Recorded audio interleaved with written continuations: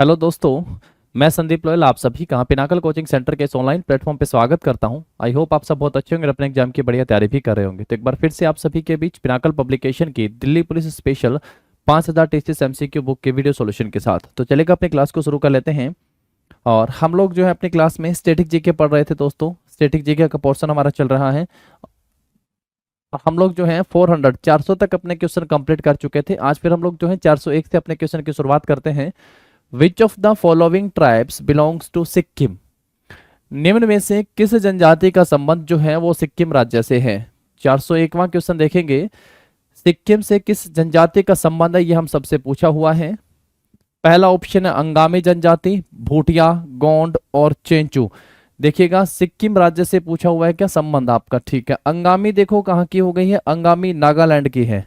अंगामी किस राज्य की जनजाति हो गई है, तो अंगामी नागालैंड राज्य की जनजाति है। भूटिया जो जनजाति है वो भारत के किस राज्य से संबंधित है, तो ये सिक्किम राज्य से संबंधित हो गई है।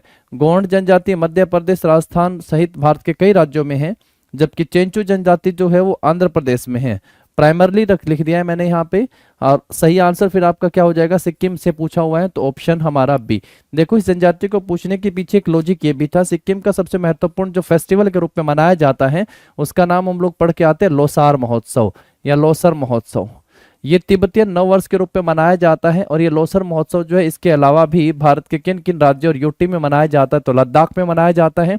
उसके अलावा जो है सिक्किम भी हो गया है हमारा, जहाँ पे ये फेस्टिवल सेलिब्रेट किया जाता है। उसके अलावा अरुणाचल प्रदेश भी हो गया है। कुछ हिस्सों में असम में भी ये देखने को मिलता है। और यहाँ पे ही हम लोग जो है एक और इसी लोसार फेस्टिवल के दौरान एक नृत्य के रूप में पढ़ के आते हैं कि भैया कौन सा महोत्सव जो है मनाया जाता है, कौन सा नृत्य किया जाता है, तो याक नृत्य जो वो भी किया जाता है। ये भी आप सब ध्यान रख सकते हैं। सिक्किम से संबंधित अगर हम सबसे और पूछता है तो हम लोग यहाँ पे क्या आंसर कर सकते हैं भाई, लोसर हो गया है आपका। उसके साथ जो है हम लोग सागा दावा करके भी ध्यान रखोगे। क्या ध्यान रखोगे, सागा दावा। तो सागा दावा जो है ये भी कहाँ का हो गया आपका, सिक्किम का हो गया है। लोसर महोत्सव कहाँ का हो गया, सिक्किम का।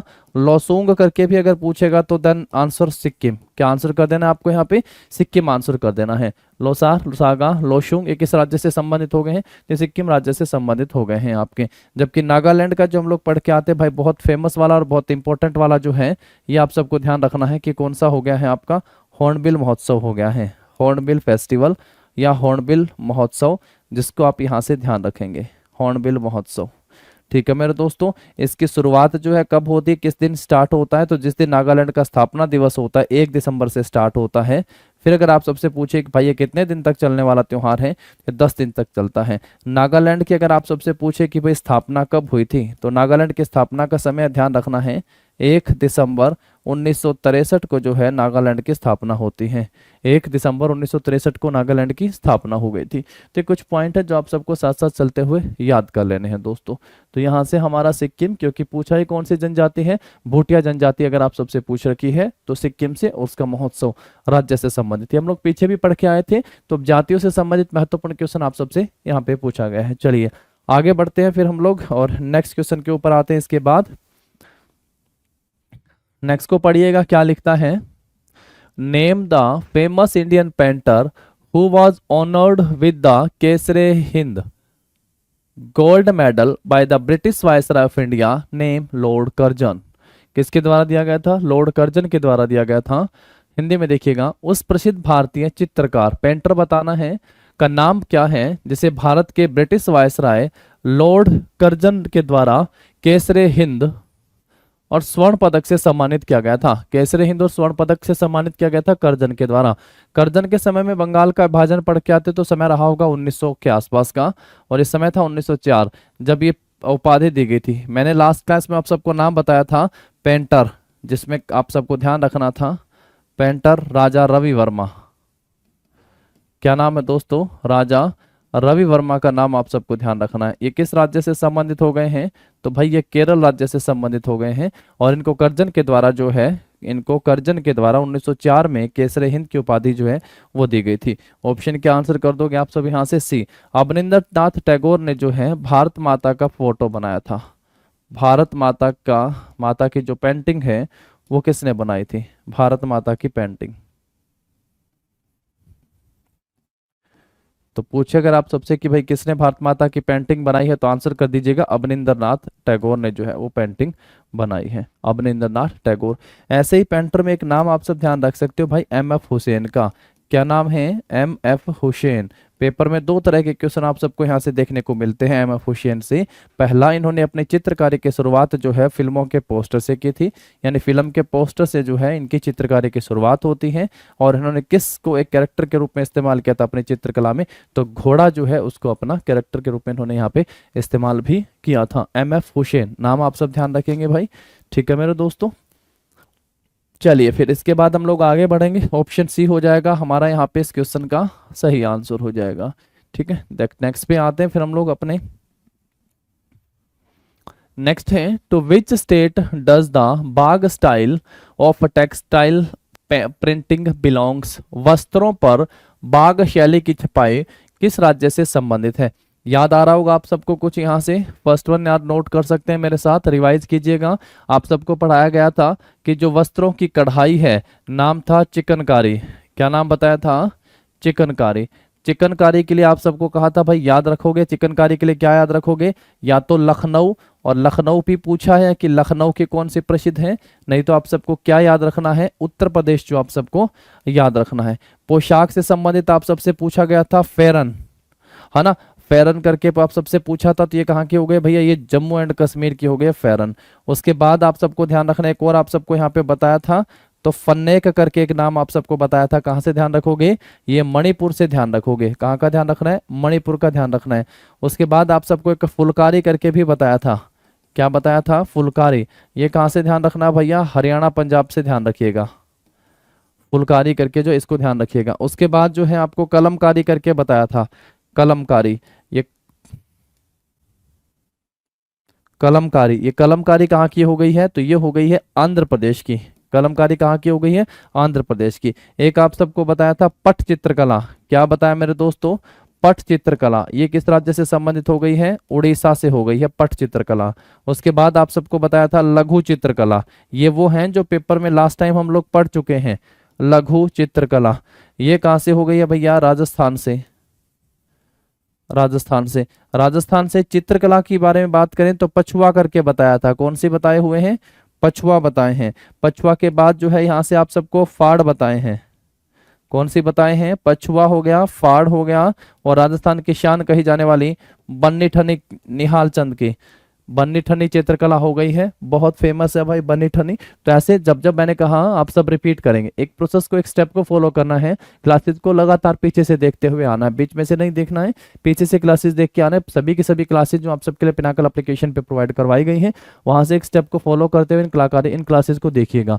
बाघ चित्रकला पहले ही बताई जा चुकी है। गुल्लेर, याद है मैच करने वाला क्वेश्चन आया था। गुल्लेर चित्रकला किस राज्य से संबंधित हो गई है?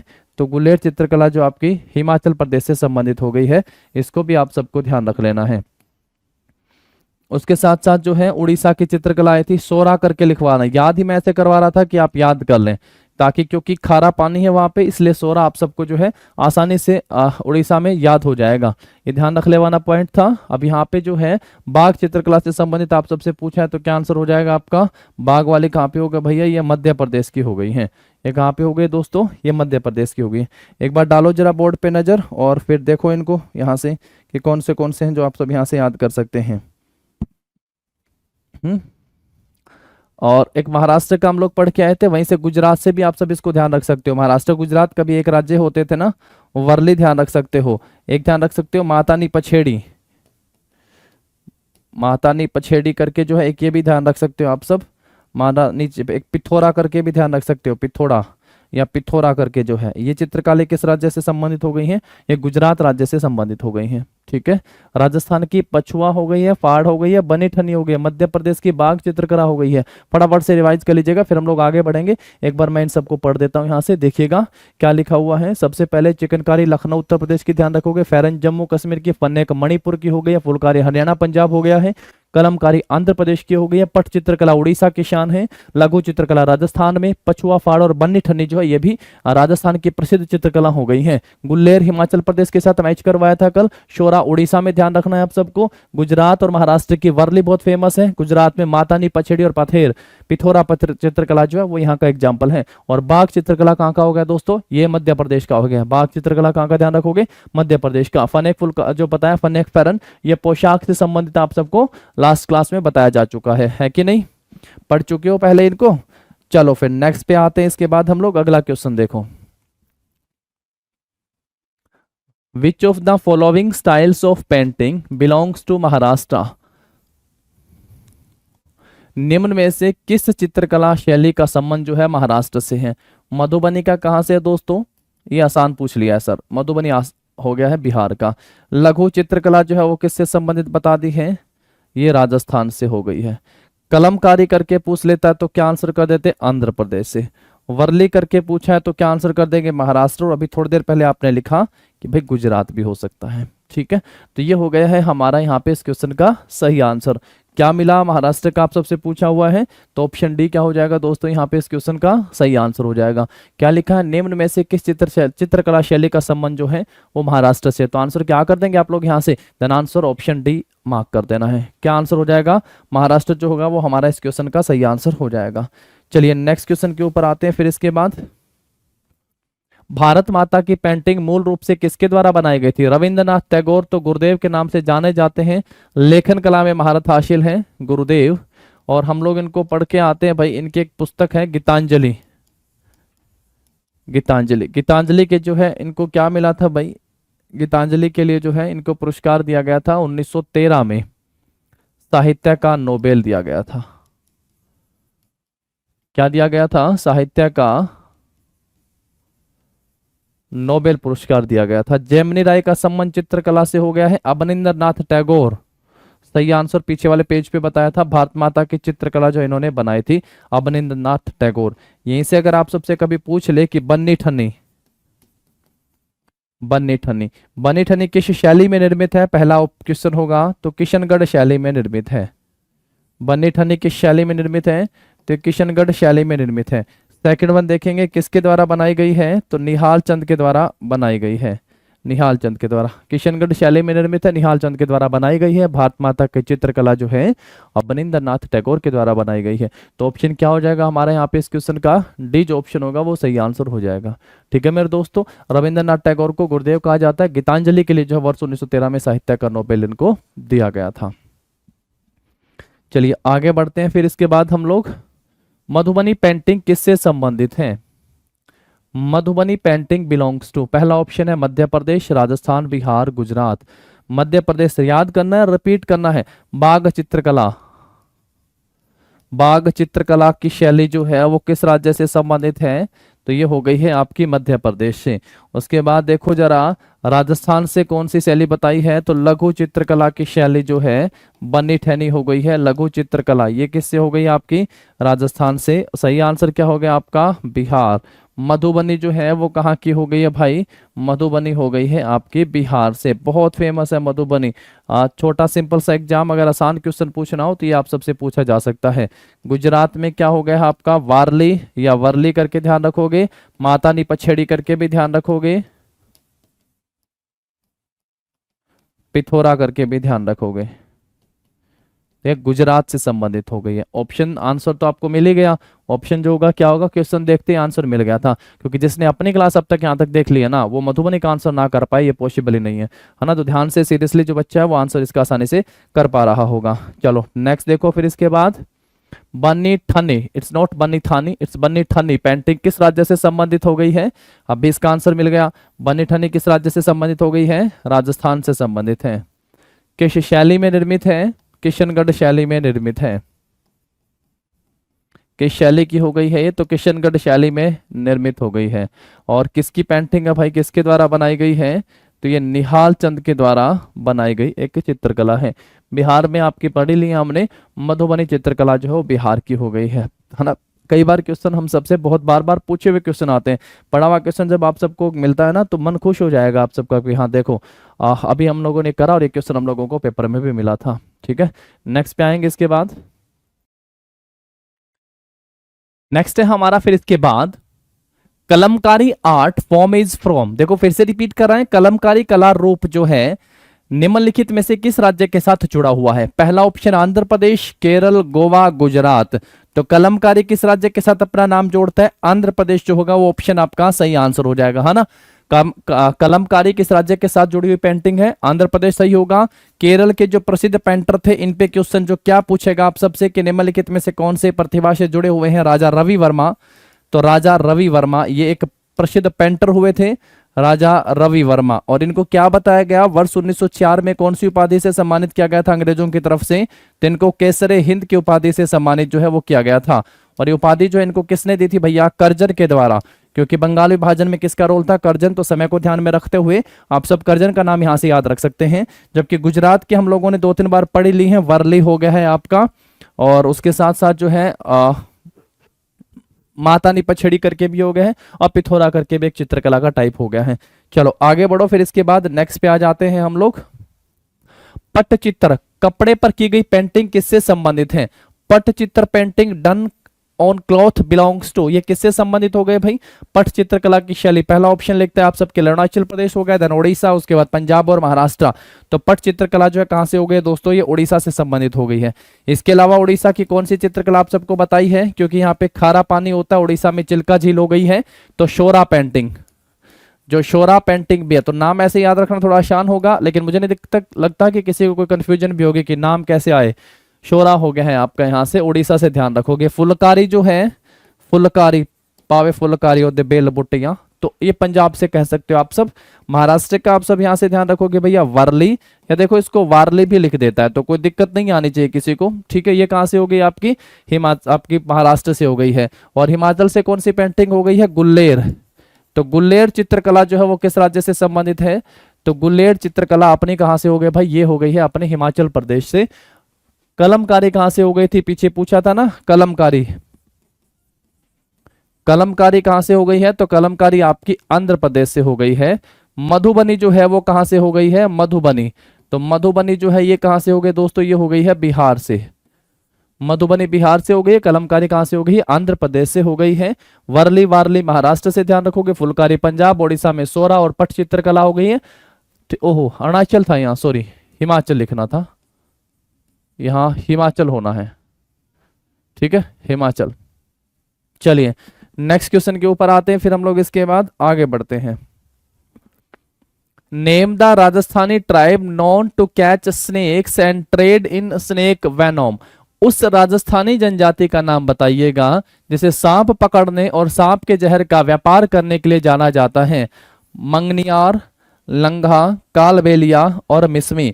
तो सही आंसर जो है क्या हो गया आपका? क्योंकि मिसमी तो है नहीं, मिसमी तो कहाँ का हो गया आपका? अरुणाचल का हो गया है। मिसमी जनजाति तो कहाँ की हो गई है? अरुणाचल प्रदेश की हो गई है मिसमी जनजाति। तो ये तो होगा नहीं आंसर। आंसर क्या होगा? कालबेलिया, राजस्थान का कालबेलिया जनजाति। इसके लिए एक नाम आप सब यहां से याद रख सकते हो, गुलाबो सपेरा। क्या नाम ध्यान रखोगे दोस्तों? गुलाबो सपेरा करके। इनको कालबेलिया एक जो है फोक डांस भी है, इनको जो है किस पद पुरस्कार से सम्मानित किया गया है? तो इनको पद्मश्री पुरस्कार से भी सम्मानित किया गया है, गुलाबो सपेरा।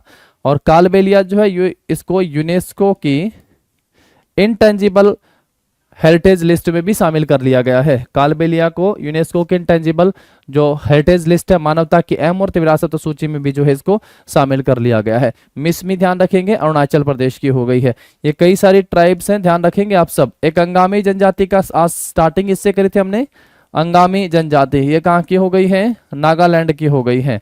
अंगामी जनजाति नागालैंड की हो गई। मिसमी अरुणाचल प्रदेश की हो गई है। भूटिया जनजाति, भूटिया ट्राइब जो है ये किस राज्य की हो गई है? तो भूटिया ट्राइब हो गई है सिक्किम की। अंगामी नागालैंड की हो गई है और भूटिया ट्राइब सिक्किम की हो गई है। कालबेलिया पढ़ोगे राजस्थान हो गया, मिसमी पढ़ोगे अरुणाचल प्रदेश हो गया। चेंचू, चेंचू भी तो पढ़ा था एक, चेंचू करके आप सबने पढ़ा होगा दोस्तों। चेंचू ये कहाँ की हो गई है? ये आंध्र प्रदेश की हो गई है। किसकी हो गई? आंध्र प्रदेश, ध्यान रखोगे, ठीक है। चलिए आगे बढ़ते हैं, फिर अपने नेक्स्ट क्वेश्चन के ऊपर आते हैं हम लोग इसके बाद। अब जो क्वेश्चन हमारे यहां से स्टार्ट हो रहे हैं, भारत में और विश्व में किसी न किसी तरीके से जो फर्स्ट स्थान पे हैं उनसे संबंधित क्वेश्चनों को हम लोग यहां से करने वाले हैं, ठीक है।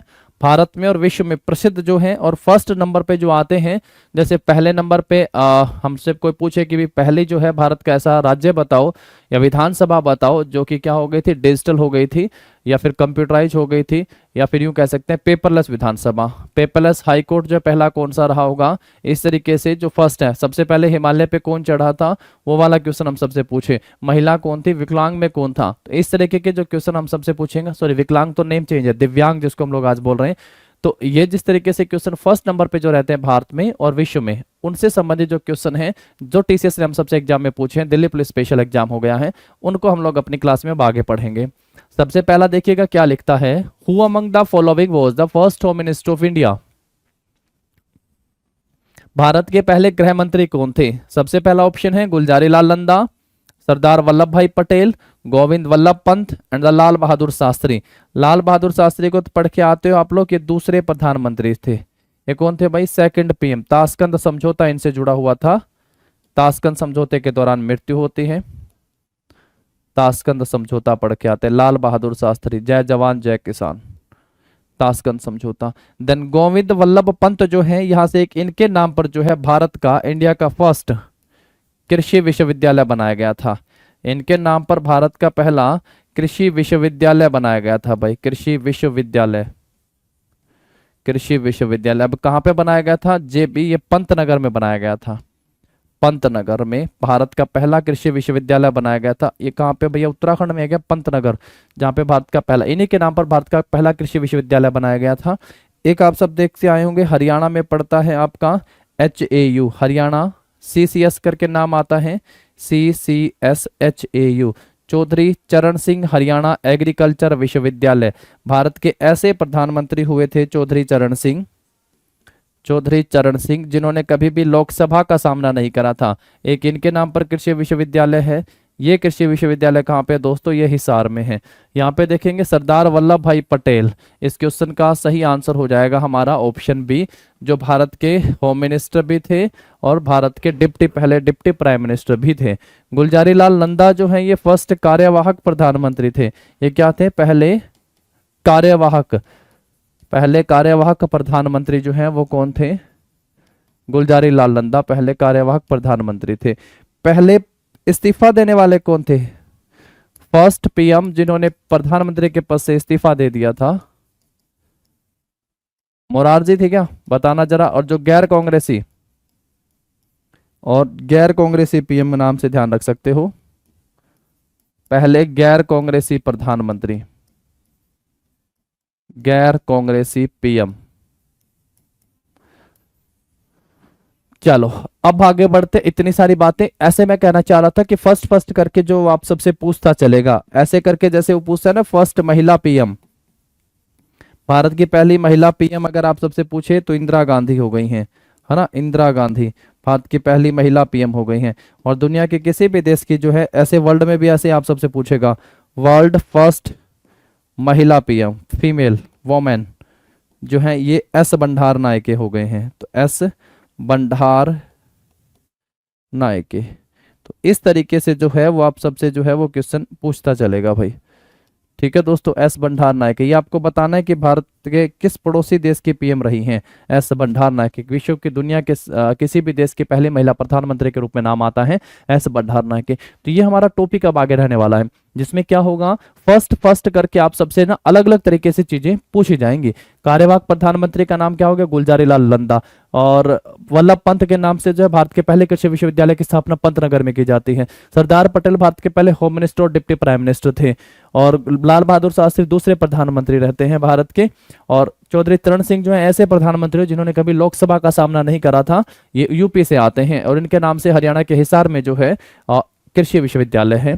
पहली महिला प्रधानमंत्री इंदिरा गांधी हो गई हैं और दुनिया के किसी भी देश की पहली महिला प्रधानमंत्री एस भंडार नायके बनती हैं।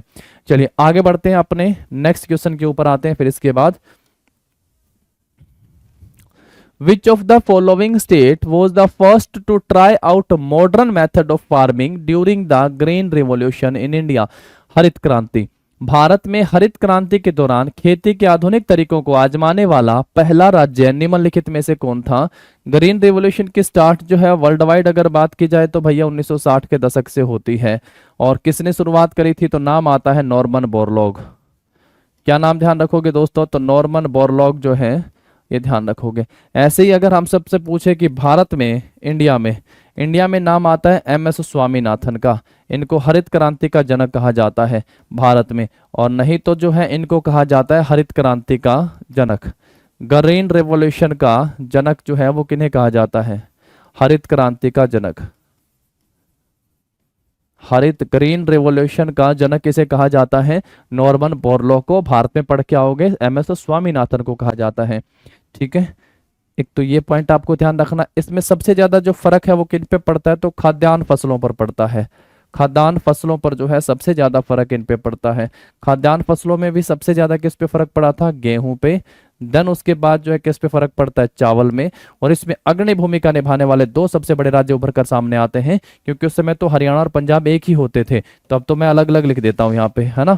हरियाणा और पंजाब सामने आ रहे हैं। ठीक है दोस्तों, तो यहाँ पे यही लिखता है कि आधुनिक तकनीक को आजमाने और अपनाने वाला दुनिया भारत का पहला राज्य कौन सा था? तो यहाँ पे ऑप्शन में हमें क्या मिला? पंजाब मिला। क्या ध्यान रखोगे दोस्तों? पंजाब आप सब ध्यान रखोगे।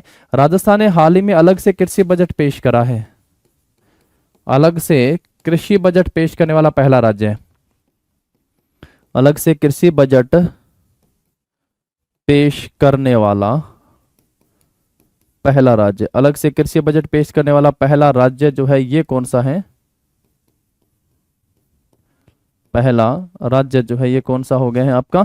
तो राजस्थान जो अलग से कृषि बजट पेश करने वाला भारत का पहला राज्य बन गया है, जो अलग से कृषि को बजट को पेश करा था। ठीक है दोस्तों, और कृषि को उद्योगों का दर्जा देने वाला पहला राज्य कौन सा था? कृषि को उद्योगों का दर्जा देने वाला पहला राज्य महाराष्ट्र। कृषि को उद्योगों का दर्जा देने वाला पहला राज्य कौन सा था? तो आंसर क्या याद करोगे? देने वाला राज्य ये महाराष्ट्र था। कृषि को उद्योगों का दर्जा किस राज्य ने दिया था? महाराष्ट्र ने दिया था। उद्योगों का दर्जा देने वाला पहला राज्य हो गया था आपका महाराष्ट्र। ठीक है, और जैविक कृषि को अपनाने वाला पहला राज्य कौन सा हो गया था? जैविक कृषि। तो जैविक कृषि को अपनाने वाला पहला राज्य जो है वो सिक्किम था। कौन सा राज्य था दोस्तों? सिक्किम जैविक कृषि को अपनाने वाला पहला राज्य था। ऑप्शन हमारा बी सही आंसर हो गया। देखो जरा यहाँ पे, और फिर हम लोग बढ़ते हैं अपने नेक्स्ट क्वेश्चन के ऊपर। चलिए नेक्स्ट पे आइएगा, फिर इसके बाद आगे बढ़ते हैं हम लोग। Who among the following is the first woman lieutenant आप कहते हैं ना, lieutenant general of the Indian army? निम्नलिखित में से कौन भारतीय सेना की पहली महिला लेफ्टिनेंट जनरल थी? फर्स्ट महिला लेफ्टिनेंट जनरल जो है वो कौन थी? पहला ऑप्शन है Priya Jhingan, Mitali Madhumita, Madhuri Kanitkar, and the last option है पुनीता अरोड़ा। तो पुनीता अरोड़ा जो है भारत की पहली महिला लेफ्टिनेंट जनरल थी। ऑप्शन क्या हो जाएगा? डी सही आंसर हो जाएगा। तो इस तरीके से क्वेश्चन आप सबसे पूछेंगे। जैसे फर्स्ट सीडीएस अगर आप सबसे पूछे कि फर्स्ट सीडीएस जो है वो कौन थे, तो बिपिन रावत। कौन थे? तो बिपिन रावत जो है वो पहले सीडीएस हो गए हैं भारत के। ऐसे ऐसे इस तरीके से क्वेश्चन आप सबसे पूछेंगे। ठीक है दोस्तों, अब सेकंड आप सबसे कौन हो गए? तो अनिल चौहान है क्या? आंसर इस चीज को बताना है भाई, वेरीफाई करना कौन है सेकंड सीडीएस या एट प्रेजेंट में। ठीक है, चलिए आगे बढ़ेंगे, फिर हम लोग नेक्स्ट क्वेश्चन के ऊपर आते हैं। इसके बाद देखो जरा हम सबसे क्या क्वेश्चन यहां से पूछा गया है। यह आसान सा क्वेश्चन हो गया है। Who among the following was the first Indian personality to win Oscar award in the best costume design category? निम्नलिखित में से कौन सर्वश्रेष्ठ पोशाक डिजाइन श्रेणी में ऑस्कर पुरस्कार जीतने वाला पहला भारतीय व्यक्तित्व था? और नाम भी लिख दिया है, किसके लिए मिला है? कॉस्ट्यूम डिजाइन के लिए मिला। ये भी लिख देते भाई कि किस मूवी के लिए मिला है, तो गांधी के लिए। तो ठीक है, ऐसा भी ध्यान रख सकते थे, गांधी के लिए। समय भी बता देते, 1983 में मिला है। कब मिला था? 1983 में मिला था। AR रहमान जो हैं, अल्लाह रखा रहमान, इनको भी जो है ऑस्कर मिल चुका है दोस्तों। इनको ऑस्कर कब दिया गया था? तो 2009 में इनको ऑस्कर मिला है। और अभी नाटू नाटू को बेस्ट ओरिजिनल सॉन्ग के लिए जो है नाटू नाटू को मिला है भाई ऑस्कर। ठीक है, तो ये ध्यान रख सकते हो आप लोग 2023। तो किसको मिला था सबसे पहले? सबसे पहले भानु अथैया जो हैं, इनको वर्ष 1983 में गांधी के लिए जो है बेस्ट कॉस्ट्यूम डिजाइन के लिए ऑस्कर पुरस्कार से सम्मानित किया गया था। तो ऑस्कर फिल्मों की श्रेणी में दिया जाने वाला सबसे बड़ा पुरस्कार हो गया दुनिया का। भारत का अगर आप सबसे पूछते हैं तो दादा साहब फाल्के अवार्ड। कौन सा ध्यान रखोगे? दादा साहब फाल्के अवार्ड। दादा साहब फाल्के अवार्ड जो है वो आप सब भारत का ध्यान रखोगे भाई, ठीक है। दादा साहब फाल्के अभी किसको दिया गया लास्ट टाइम? आशा पारेख। आशा पारेख को दिया गया है दादा साहब। सिनेमा क्षेत्र का भारत का सबसे बड़ा पुरस्कार हो गया है दादा साहब फाल्के पुरस्कार। और दुनिया का पूछेगा तो आप सब आंसर कर देंगे, ऑस्कर हो गया है। भानु अथैया को गांधी की बेस्ट कॉस्ट्यूम डिजाइन के लिए दिया गया था वर्ष 1983 में। AR रहमान को जय हो के लिए 2 ऑस्कर दिए जा चुके हैं। AR रहमान को 2009 में मिला था। नाटू नाटू को 2023 में बेस्ट ओरिजिनल सॉन्ग के लिए जो है पुरस्कार दिया गया है। नेक्स्ट पे आते हैं फिर इसके बाद, Who among the following was the first governor of Goa take oath in Konkani language? Konkani भाषा में शपथ लेने वाले गोवा के पहले राज्यपाल निम्नलिखित में से कौन थे? मार्गरेट अल्वा, मृदुला सिन्हा, सत्यपाल मलिक और भगत सिंह कोश्यारी। तो कौन थे? भगत सिंह कोश्यारी जो हैं वह कोंकणी में शपथ लेने वाले पहले राज्यपाल थे, भगत सिंह कोश्यारी, ठीक है। ये ध्यान रखोगे भाई। PS श्रीधरन शायद अब हैं गोवा के। और जो कोंकणी भाषा लिखी गई है, इस भाषा के बारे में हम लोग पढ़ के आते हैं। भारतीय संविधान की जो 12 अनुसूचियां हैं, भारतीय संविधान की जो अनुसूची पढ़ के आते हैं हम लोग, तो अनुसूची में ध्यान रखोगे, अनुसूची संख्या 8 जो है वो किससे संबंधित है? तो वो मानक भाषाओं से संबंधित है। किससे संबंधित है? तो अनुसूची संख्या 8 जो है वो मानक भाषाओं से संबंधित हो गई है। और पहले कितनी थी? 14 प्लस में एक सिंधी जुड़ती है 21वें संविधान संशोधन के तहत। फिर 3 भाषाएं जुड़ती है, यही वो 3 हैं। यही भाषाएं आपको यहां से याद रखने, जो कोंकणी अभी बात आ रही है 3। और उसके बाद जो 4 भाषाएं जुड़ती हैं। तो वर्तमान में 22 मानक भाषाएं जिनका जिक्र भारतीय संविधान की अनुसूची संख्या 8 में किया गया है। टोटल 22 हो गई हैं। यहां से ध्यान क्या रखना है भाई? एक भाषा जो ये एक जो जोड़ी गई थी ना, वो कौन सी भाषा थी? वो सिंधी भाषा थी। सिंधी ध्यान रखोगे आप सब। थोड़ा थोड़ा इन चीजों को भी याद करते चलना है। एक यहां से जो 3 जोड़ी गई थी उसमें से कौन सी थी? नेपाली ध्यान रखोगे, उसके साथ जो है मणिपुरी ध्यान रखोगे, और उसके साथ जो है वो कोंकणी ध्यान रखोगे। नेपाली, मणिपुरी और कोंकणी, इन 3 भाषाओं को जो है, कौन सा संविधान संशोधन था? ये 21वां था, ये 71वां संविधान संशोधन था, 71वां। ये किसके तहत जोड़ी गई थी? 21वां। 1 और 3 4 होते हैं, 21 और 71 करके कितने हो जाएंगे आप सबके यहाँ पे? 92। कितने हो जाएंगे दोस्तों? 92। ये जो है 4 किस संविधान संशोधन के तहत जोड़ी गई? ये 92वां संविधान संशोधन आया जिसके तहत ये भाषाएं जोड़ी गई थी। कौन सी थी? संथाली, मैथाली, बोडो, और इसी डो से उठा लिया डोगरी। तो संथाली, मैथाली, बोडो और डोगरी 4 भाषाएं बाद में जोड़ी गई थी। तो टोटल 22 मानक भाषाएं हो गई हैं। और कोंकणी कहाँ की भाषा हो गई है? तो गोवा की। और कोंकणी भाषा में शपथ लेने वाले गोवा के पहले राज्यपाल का नाम क्या था? तो भगत सिंह कोश्यारी गोवा के पहले ऐसे राज्यपाल थे। चलिए आगे बढ़ते हैं। फिर हम लोग इसके बाद नेक्स्ट क्वेश्चन के ऊपर आते हैं। Who among the following is the first Indian woman to fly to space? निम्नलिखित में से अंतरिक्ष में उड़ान भरने वाली पहली अंतरिक्ष परी के नाम से जिनको जाना जाता है, भारतीय महिला कौन थी? पहली भारतीय महिला कौन थी? पहला ऑप्शन आप सबके लिए यहाँ पे आंसर है कल्पना चावला। क्या नाम था दोस्तों? कल्पना चावला पहली भारतीय महिला थी। हरियाणा में इनका जन्म होता है। कहाँ पे हुआ था? तो करनाल में इनका जन्म होता है। करनाल हरियाणा में जो है इनका जन्म होता है। ये नासा ज्वाइन करती हैं। नासा कब ज्वाइन करा था? नासा 1995 में। और अपनी पहली उड़ान जो है इन्होंने कब भरी थी भाई? 1997 में। 1997 में पहली अंतरिक्ष के लिए उड़ान भरती हैं। और उसके बाद जो सेकंड हम लोग पढ़ रहे हैं, सेकंड उड़ान, ये कब की बात होगी? ये बात है 2003 की बात है। और वापस धरती पर पहुंचने से कुछ समय पहले ही, ये जनवरी की बात है, एग्जैक्ट डेट तो नहीं पता जनवरी में कब, लेकिन वापस वाली डेट ध्यान है 1 फरवरी 2003 को जो है धरती पर पहुंचने से पहले ही विमान दुर्घटनाग्रस्त हो जाए, उसी में इनकी मृत्यु हो जाती है 1 फरवरी 2003। नाम है कल्पना चावला, ध्यान रखेंगे। इससे पहले पुरुष के रूप में हम लोग राकेश शर्मा का नाम पढ़ के आते हैं। राकेश शर्मा पढ़ के आते हो। राकेश शर्मा पहले भारतीय अंतरिक्ष में जाने वाले। तो उस समय 1984 की बात है, 1984 की बात है। इंदिरा गांधी ने जो है इनसे पूछा भी था कि अंतरिक्ष या ऊपर से जो है भारत कैसा दिखता है।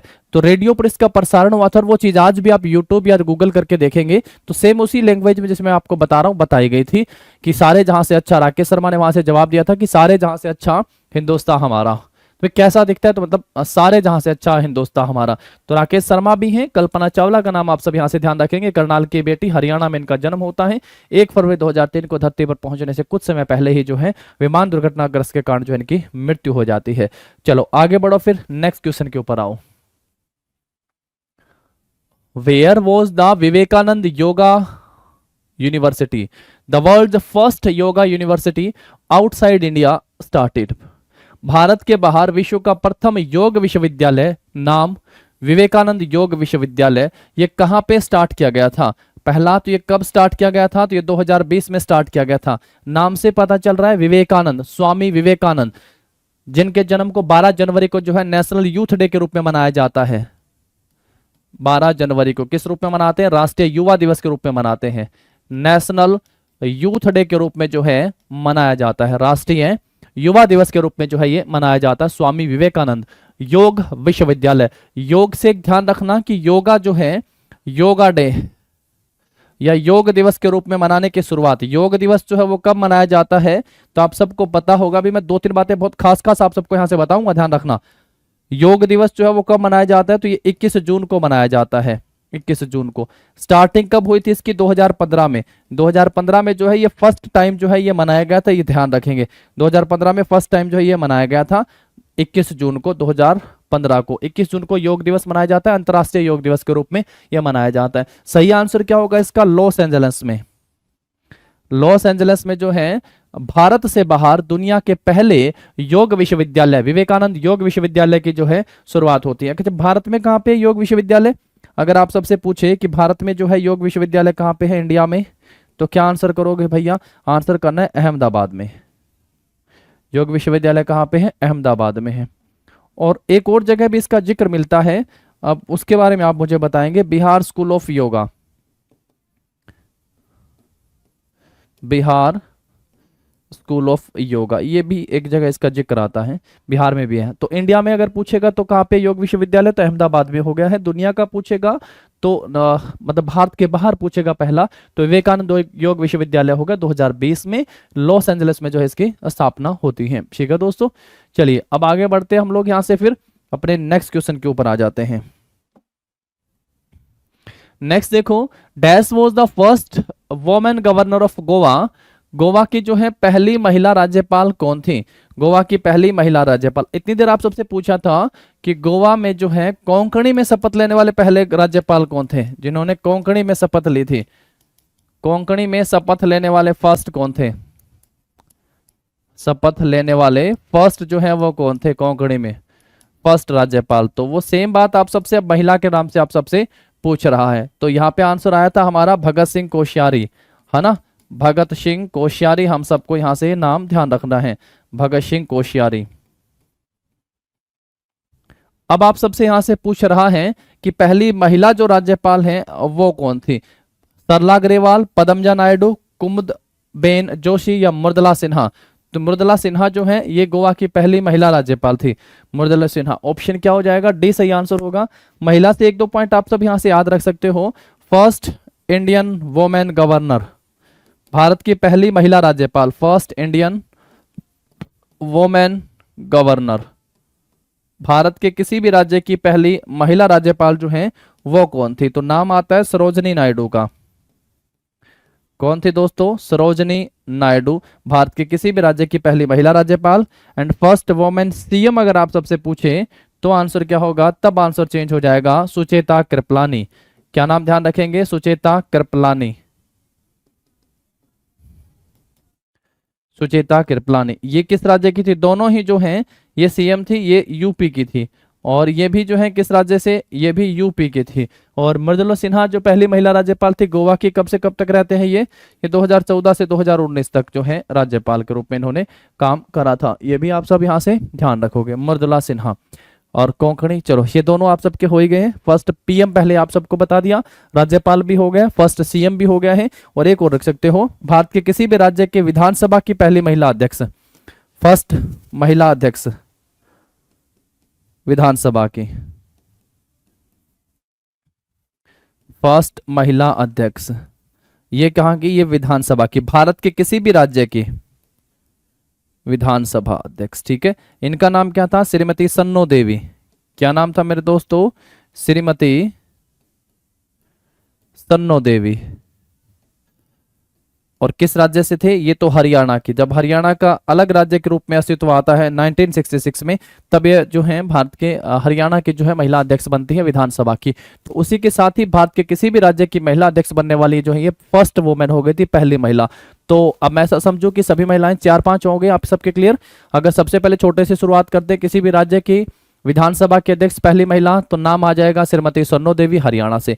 फिर किसी भी राज्य की जो है, भारत के किसी भी राज्य की सीएम बनने वाली पहली भारतीय महिला, तो नाम होगा सुचेता कृपलानी, यूपी की। उसके बाद भारत के किसी भी राज्य की राज्यपाल बनने वाली पहली भारतीय महिला, तो नाम होगा सरोजनी नायडू, उत्तर प्रदेश की। भारत के प्रधानमंत्री बनने वाली पहली महिला, तो नाम होगा इंदिरा गांधी। और दुनिया के किसी भी देश की जो है प्रधानमंत्री बनने वाली पहली महिला, नाम होगा एस भंडार नायके, ठीक है। गोवा के हो गया मृदुला सिन्हा। चलिए आगे बढ़ते हैं, फिर हम लोग नेक्स्ट क्वेश्चन के ऊपर आते हैं इसके बाद। Who among the following was the first Indian woman to reach the summit of Mount Everest? Mount Everest की चोटी पर पहुंचने वाली पहली भारतीय महिला निम्नलिखित में से कौन थी? तो पहली भारतीय महिला का नाम था बछेंद्री पाल। क्या नाम था? बछेंद्री पाल। अब उसके बाद पूछेगा पहली भारतीय महिला दो बार जो है माउंट एवरेस्ट फतेह करने वाली, 2 बार माउंट एवरेस्ट तक पहुंचने वाली जो है पहली भारतीय महिला, तो फिर नाम क्या हो जाएगा आप सब बताएंगे। और फिर जो है 3 बार, थर्ड है ना, 3 बार जो है थर्ड टाइम कह देंगे, 3 बार जो है थर्ड टाइम लिख दिया, ठीक है। 3 बार जो है माउंट एवरेस्ट को फतेह करने वाली पहली भारतीय महिला का नाम क्या हो गया है? 2 बार जो है वो फतेह किसने करा था? 3 बार जो है माउंट एवरेस्ट की चढ़ाई जो है वो किसने करी थी? 3 बार। तो ये मैं थोड़ा सा क्लू आप सबको दे दूं, ये भी है हरियाणा से, ये हरियाणा के रेवाड़ी से हैं, और ये भी जो है ये भी हरियाणा से हैं, ये हरियाणा के हिसार से हैं। इनका नाम है सुनीता कुंडू। क्या नाम हो गया है? अनीता, सॉरी सुनीता नहीं, अनीता कुंडू। इनका क्या नाम है? इनका नाम हो गया है अनीता कुंडू। तो अनीता कुंडू ध्यान रखेंगे। और जो 2 बार जो है माउंट एवरेस्ट की चढ़ाई करते हैं उनका नाम क्या हो गया? संतोष यादव, संतोष यादव। और पहली महिला का नाम क्या हो गया? बछेंद्री पाल। माउंट एवरेस्ट जो है कितनी ऊंचाई पर स्थित है? तो माउंट एवरेस्ट की ऊंचाई जो है वो 8848 पॉइंट समथिंग बताई गई है। तो 8848 मीटर माउंट एवरेस्ट की ऊंचाई है पहला। उसके बाद जो आप सबको क्या ध्यान रख लेना है कि माउंट एवरेस्ट पर जो है पहले नाम क्या था इसका? पहले नाम था इसका पीक 15। क्या नाम था? पीक 15 करके। ये नाम किसने रखा था? तो भारत के जो सर्वेयर जनरल हुए थे जॉर्ज एवरेस्ट। क्या नाम था भाई? जॉर्ज एवरेस्ट ने इनका इसका नाम रखा था। पहले पीक 15 था। और ये है कहां पे भाई? माउंट एवरेस्ट ये नेपाल में है। कहां पे है? नेपाल। और इसको किस नाम से जाना जाता है? तो इसको सागर माथा के नाम से जाना जाता है। दुनिया की सबसे ऊंची चोटी हो गई है। अगर आप सबसे इसके बाद, वो तो नंबर 1 है, ये तो माउंट एवरेस्ट 1 नंबर पे है। उसके बाद हम लोग पढ़ के आते K2 पीओके में हो गया, पाक अधिकृत कश्मीर में हो गया है। और इसकी ऊंचाई अगर आप सबसे पूछे तो 8611 मीटर जो है इसकी ऊंचाई हो गई है। थर्ड नंबर पे क्या हो गया दोस्तों? थर्ड नंबर पे है कंचनजंगा। क्या ध्यान रखते हैं? कंचनजंगा। ये तो K2 तो पीओके हो गया, तो फिर भी आप ध्यान रख सकते हो लद्दाख एंड जम्मू कश्मीर वाला हिस्सा। अब कंचनजंगा जो है वो कहां पे है? ये कंचनजंगा सिक्किम में। एक्चुअल में अगर पूछा जाए कि भारतीय भूमि पर जो है, तो अब वो कंचनजंगा है। इसकी ऊंचाई अगर आप सबसे पूछेगा तो क्या आंसर करेंगे? 8586 मीटर जो हो गई है इसकी टोटल ऊंचाई हो गई है, 8586 मीटर कंचनजंगा की। ठीक है दोस्तों। नंदा देवी पूछेगा तो उत्तराखंड में पड़ता है, वो तो 7500 मीटर की ऊंचाई के साथ है। लेकिन ये 3 दुनिया की सबसे ऊंची चोटियां हम सब ने यहाँ पे पढ़ ली, जो भारत और उसके आसपास ही हो गई है। तो 8848 मीटर तो हो गया माउंट एवरेस्ट। फर्स्ट नंबर पे K2 आप सब जानते हैं, K2 गॉडविन ऑस्टिन के नाम से भारत के सबसे ऊंची चोटी पूछता है, K2 गॉडविन ऑस्टिन ही आंसर आ जाता है। एंड थर्ड वन अगर ध्यान रखेंगे तो कंचनजंगा सिक्किम में स्थित है। ये भारत के तीसरी सबसे ऊंची चोटी हो गई दुनिया की। और एक्चुअल भूमि पर देखेंगे तो भारत की सबसे ऊंची चोटी जो है वो कंचनजंगा हो गई है। ऑप्शन नंबर सी जो होगा आपका यहाँ पे इस क्वेश्चन का सही आंसर हो जाएगा, बछेंद्री पाल ने। ठीक है, बछेंद्री पाल ने चढ़ाई कब कर दी थी? सबसे पहले महिला है तो 1984 में जो है माउंट एवरेस्ट को फतेह कर लिया था। आगे बढ़ते हैं फिर हम लोग इसके बाद नेक्स्ट क्वेश्चन के ऊपर आते हैं। पुरुष में नाम होता ना दुनिया का तो एडमंड हिलेरी कह देते हम लोग। Who among the following was the first female Indian police officer IPS? Bharat में कितनी तरह की सेवाएं पढ़ के आते हैं? 3 तरह की सेवाएं पढ़ के आते हैं, आईपीएस, आईएएस और आईएफएस। तीन तरह की सेवाएं पढ़ के आते हैं। और आईएम में पूछ ले अगर आप सबसे, इंडियन मिलिट्री एकेडमी कहाँ पे है? देहरादून में। अकेडमियों पे भी क्वेश्चन आते हैं, अकादमी भी आप सबसे पूछता है ना। फ्लाइंग वाली पूछता है मिलिट्री की, तो वो कहाँ पे हो गया? आगरा में उसका सेंटर हो गया है। नेवल एकेडमी कहाँ पे हो गई है आपकी? ऐसे ध्यान रखेंगे। तो आंसर क्या हो गया है? किरण बेदी। किरण बेदी जो है भारत की पहली महिला आईपीएस अधिकारी हो गई हैं। ऑप्शन ए सही आंसर हमारा हो गया है। और ये कब बनती है भाई? 1972 बैच से निकलते हैं, 1972 में, ध्यान रखोगे। नेक्स्ट क्वेश्चन के ऊपर आते हैं फिर इसके बाद हम लोग। इन 1782 who among the following made the first map of India? 1782 में निम्नलिखित में से किसने हिंदुस्तान का पहला मानचित्र बनाया था? 1782 में सबसे पहले किसने बनाया था? ऑप्शन है James Rennell, Warren Hastings, Robert Clive and James Mill. तो सही आंसर क्या हो जाएगा दोस्तों? यहाँ पे जेम्स रेनेल ने जो है, जेम्स रेनेल ने 1782 में भारत का पहला मानचित्र बनाया था। बाकी तीन ऑप्शन एग्जाम में पूछे जा चुके हैं, हिस्ट्री की क्लास करोगे तब क्लियर हो जाएंगे आप सबको, कोई दिक्कत नहीं आने वाली। आप सोचें कि क्या बात है। देखो वारेन हेस्टिंग जो है ये बंगाल का पहला गवर्नर जनरल हम लोग पढ़ के आते हैं। 1773 का रेगुलेटिंग एक्ट पास करता है और बंगाल का जो है गवर्नर से गवर्नर जनरल बन जाता है।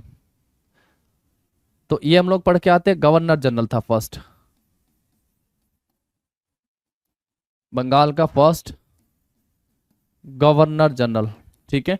रॉबर्ट क्लाइव जो बंगाल का पहला गवर्नर था, ये बंगाल का फर्स्ट गवर्नर हो गया बंगाल। जेम्स मिल ने एक बुक लिखी थी, जेम्स मिल की बुक, इसकी बुक क्या हो गई थी? ए हिस्ट्री ऑफ ब्रिटिश इंडिया करके एक पुस्तक आती है, ये पेपर में पूछी गई है। A history of British India. A history of British India किसकी बुक हो गई? तो जेम्स मिल की बुक हो गई history of British India. Robert Clive के बंगाल का फर्स्ट गवर्नर हो गया है Robert Clive. Warren Hasting Bengal का पहला गवर्नर जनरल हो गया है। और ये 1773 का रेगुलेटिंग एक्ट पढ़ के आते हैं, एक 1833 का पढ़ के आते हैं, और एक हम लोग 1833 का चार्ट आता है आपका एक्ट। ये जो है 1773 का रेगुलेटिंग एक्ट पास करता है, रेगुलेटिंग एक्ट, और बंगाल का गवर्नर जनरल बनता है। एक होता है 1833 का चार्टर एक्ट पास करता है, चार्टर एक्ट, और ये क्या बन जाता है भाई? चार्टर एक्ट पास करके ये भारत का पहला गवर्नर जनरल बन जाता है, भारत का फर्स्ट गवर्नर जनरल। ये कौन था? ये विलियम बेंटिक था। इसका नाम क्या था? इसका नाम था विलियम बेंटिक। ठीक है, विलियम बेंटिक। फर्स्ट वन वाली बात है ना, यही हमारा टॉपिक है। और एक जो है 1858 का भारत शासन अधिनियम आता है, जब रूल 1857 की क्रांति के बाद जो है ब्रिटिश क्राउन के पास चला जाता है। तो भारत शासन अधिनियम 1858 में। इसके बाद फिर क्या होता है? भारत शासन अधिनियम, तो जो कैनिंग है वो भारत का पहला वायसराय बनता है। कैनिंग जो है वो फर्स्ट वायसराय बनता है, भारत का पहला वायसराय। ठीक है। तो काफी सारी चीजें हैं, इतिहास में आप सबको बेहतर इन चीजों को समझना चाहिए, वहां पे चीजें क्लियर हो जाएंगी। पर मुझे लगता है कि अब भी आप सबने काफी कुछ यहाँ से सीख लिया होगा। 3 अधिनियम मैंने आप सबको बताए। 1773 का रेगुलेटिंग एक्ट पास करके जो है वारेन हेस्टिंग बंगाल का पहला गवर्नर जनरल बनता है। 1833 का चार्टर एक्ट पास करके जो है विलियम बेंटिक भारत का पहला गवर्नर जनरल बनता है। 1858 का भारत शासन अधिनियम आता है। 1857 की क्रांति जो इतने जोरों शोरों से हुई थी, अंग्रेज समझ गए थे अब इनके बस की बात नहीं है, तो रूल सीधा जो है वो क्राउन के पास चला गया था, ईस्ट इंडिया कंपनी से। वहां मात्र शासन करना उनका कार्य रह गया था। तो उसके बाद जो भारत में वायसराय बनते हैं, तो कैनिंग भारत का पहला वायसराय हम लोग पढ़ के आते हैं, कैनिंग। ठीक है। और उसके बाद जो है बंगाल का गवर्नर रॉबर्ट क्लाइव पढ़ के आते हैं, और बंगाल का first governor general Warren Hastings हो गया था। जेम्स मिल की बुक आती है हिस्ट्री ऑफ ब्रिटिश इंडिया पढ़ के आते हैं। और जेम्स रेनेल जो है इसने 1782 में हिंदुस्तान का पहला मानचित्र बनाया था। 1782 में इसने जो है भारत का पहला मानचित्र बनाया था। देखो एक बार डालो इन पे बोर्ड पे नजर। चलो आओ फिर नेक्स्ट क्वेश्चन के ऊपर। इसके बाद देखो, in which state was the first cooperative society formed in India? Bharat में प्रथम सहकारी समिति का गठन जो है वो किस राज्य में हुआ था? भारत में पहले सहकारी समिति का गठन पूछा किस राज्य में हुआ था? कर्नाटक में, गुजरात में, आंध्र प्रदेश में और बिहार में। तो सहकारी समिति तो होगा, लेकिन मैं एक पॉइंट आप सबसे यहां से बता देता हूं कि भारत का जो है पहला ग्रामीण बैंक, समितियां बनती हैं, ग्रामीण बैंक बनते हैं, ग्रामीण बैंक जो है भारत का सबसे पहला कहाँ पे स्थापित होता है? पहला तो ग्रामीण बैंक की स्थापना कब होती है? तो 2 अक्टूबर 1975 को होती है। आप सबसे नाम से पूछेगा तो पहला ग्रामीण बैंक का नाम क्या था? तो प्रथमा जो है ग्रामीण बैंक, प्रथमा ग्रामीण बैंक जो है भारत का पहला ग्रामीण बैंक था। फर्स्ट ग्रामीण बैंक ऑफ इंडिया, फर्स्ट ग्रामीण बैंक ऑफ इंडिया, फर्स्ट ग्रामीण बैंक ऑफ इंडिया, ध्यान रखोगे। और ऐसे ही जो है आपकी भारत में पहली सहकारी समिति गठन कहाँ पे होता है? तो कर्नाटक में जो है भारत की पहली सहकारी समिति का गठन होता है, पहली सहकारी समिति गठन होता है कर्नाटक में। और पहला ग्रामीण बैंक जो है 2 अक्टूबर 1975 को बनता है। प्रथमा नाम का जो है पहला भारत का ग्रामीण बैंक अस्तित्व में आता है। चलो नेक्स्ट क्वेश्चन के ऊपर आते हैं हम लोग इसके बाद फिर। Who has become India's first woman IPS officer to successfully complete the South Pole Expedition? दक्षिणी ध्रुव की चढ़ाई पूरी करने वाली पहली भारत की जो है महिला आईपीएस अधिकारी जो है वो कौन थी? ध्यान रखना कहीं आईपीएस ऑफिसर फर्स्ट वोमेन दिखे और तुम जो है आंसर करने लग जाओ भाई चलो इसमें ऑप्शन में नहीं दिया हुआ है, कहीं तुम जो है किरण बेदी को आंसर करो। ये पूछा है यहाँ से दक्षिणी ध्रुव की चढ़ाई पूरी करने वाली भारत की पहली महिला आईपीएस अधिकारी जो है वो कौन थी? तो सीधा नाम ध्यान रख सकते हो, अपर्णा कुमार। कौन भाई? अपर्णा कुमार जो है ये पहली जो है महिला आईपीएस थी जिन्होंने दक्षिणी ध्रुव की चढ़ाई पूरी कर ली थी, जो साउदर्न पोल तक जो है पहुंच गए थे, तो दक्षिणी ध्रुव की चढ़ाई पूरी कर ली थी इन्होंने। ये पहली भारतीय महिला आईपीएस अधिकारी हो गई है। ऑप्शन सी सही आंसर हो जाएगा आपका। नेक्स्ट पे आते हैं फिर हम लोग इसके बाद। Dash has become the youngest man in the world, youngest man in the world to have scaled 7 highest peak and volcano summit across continents.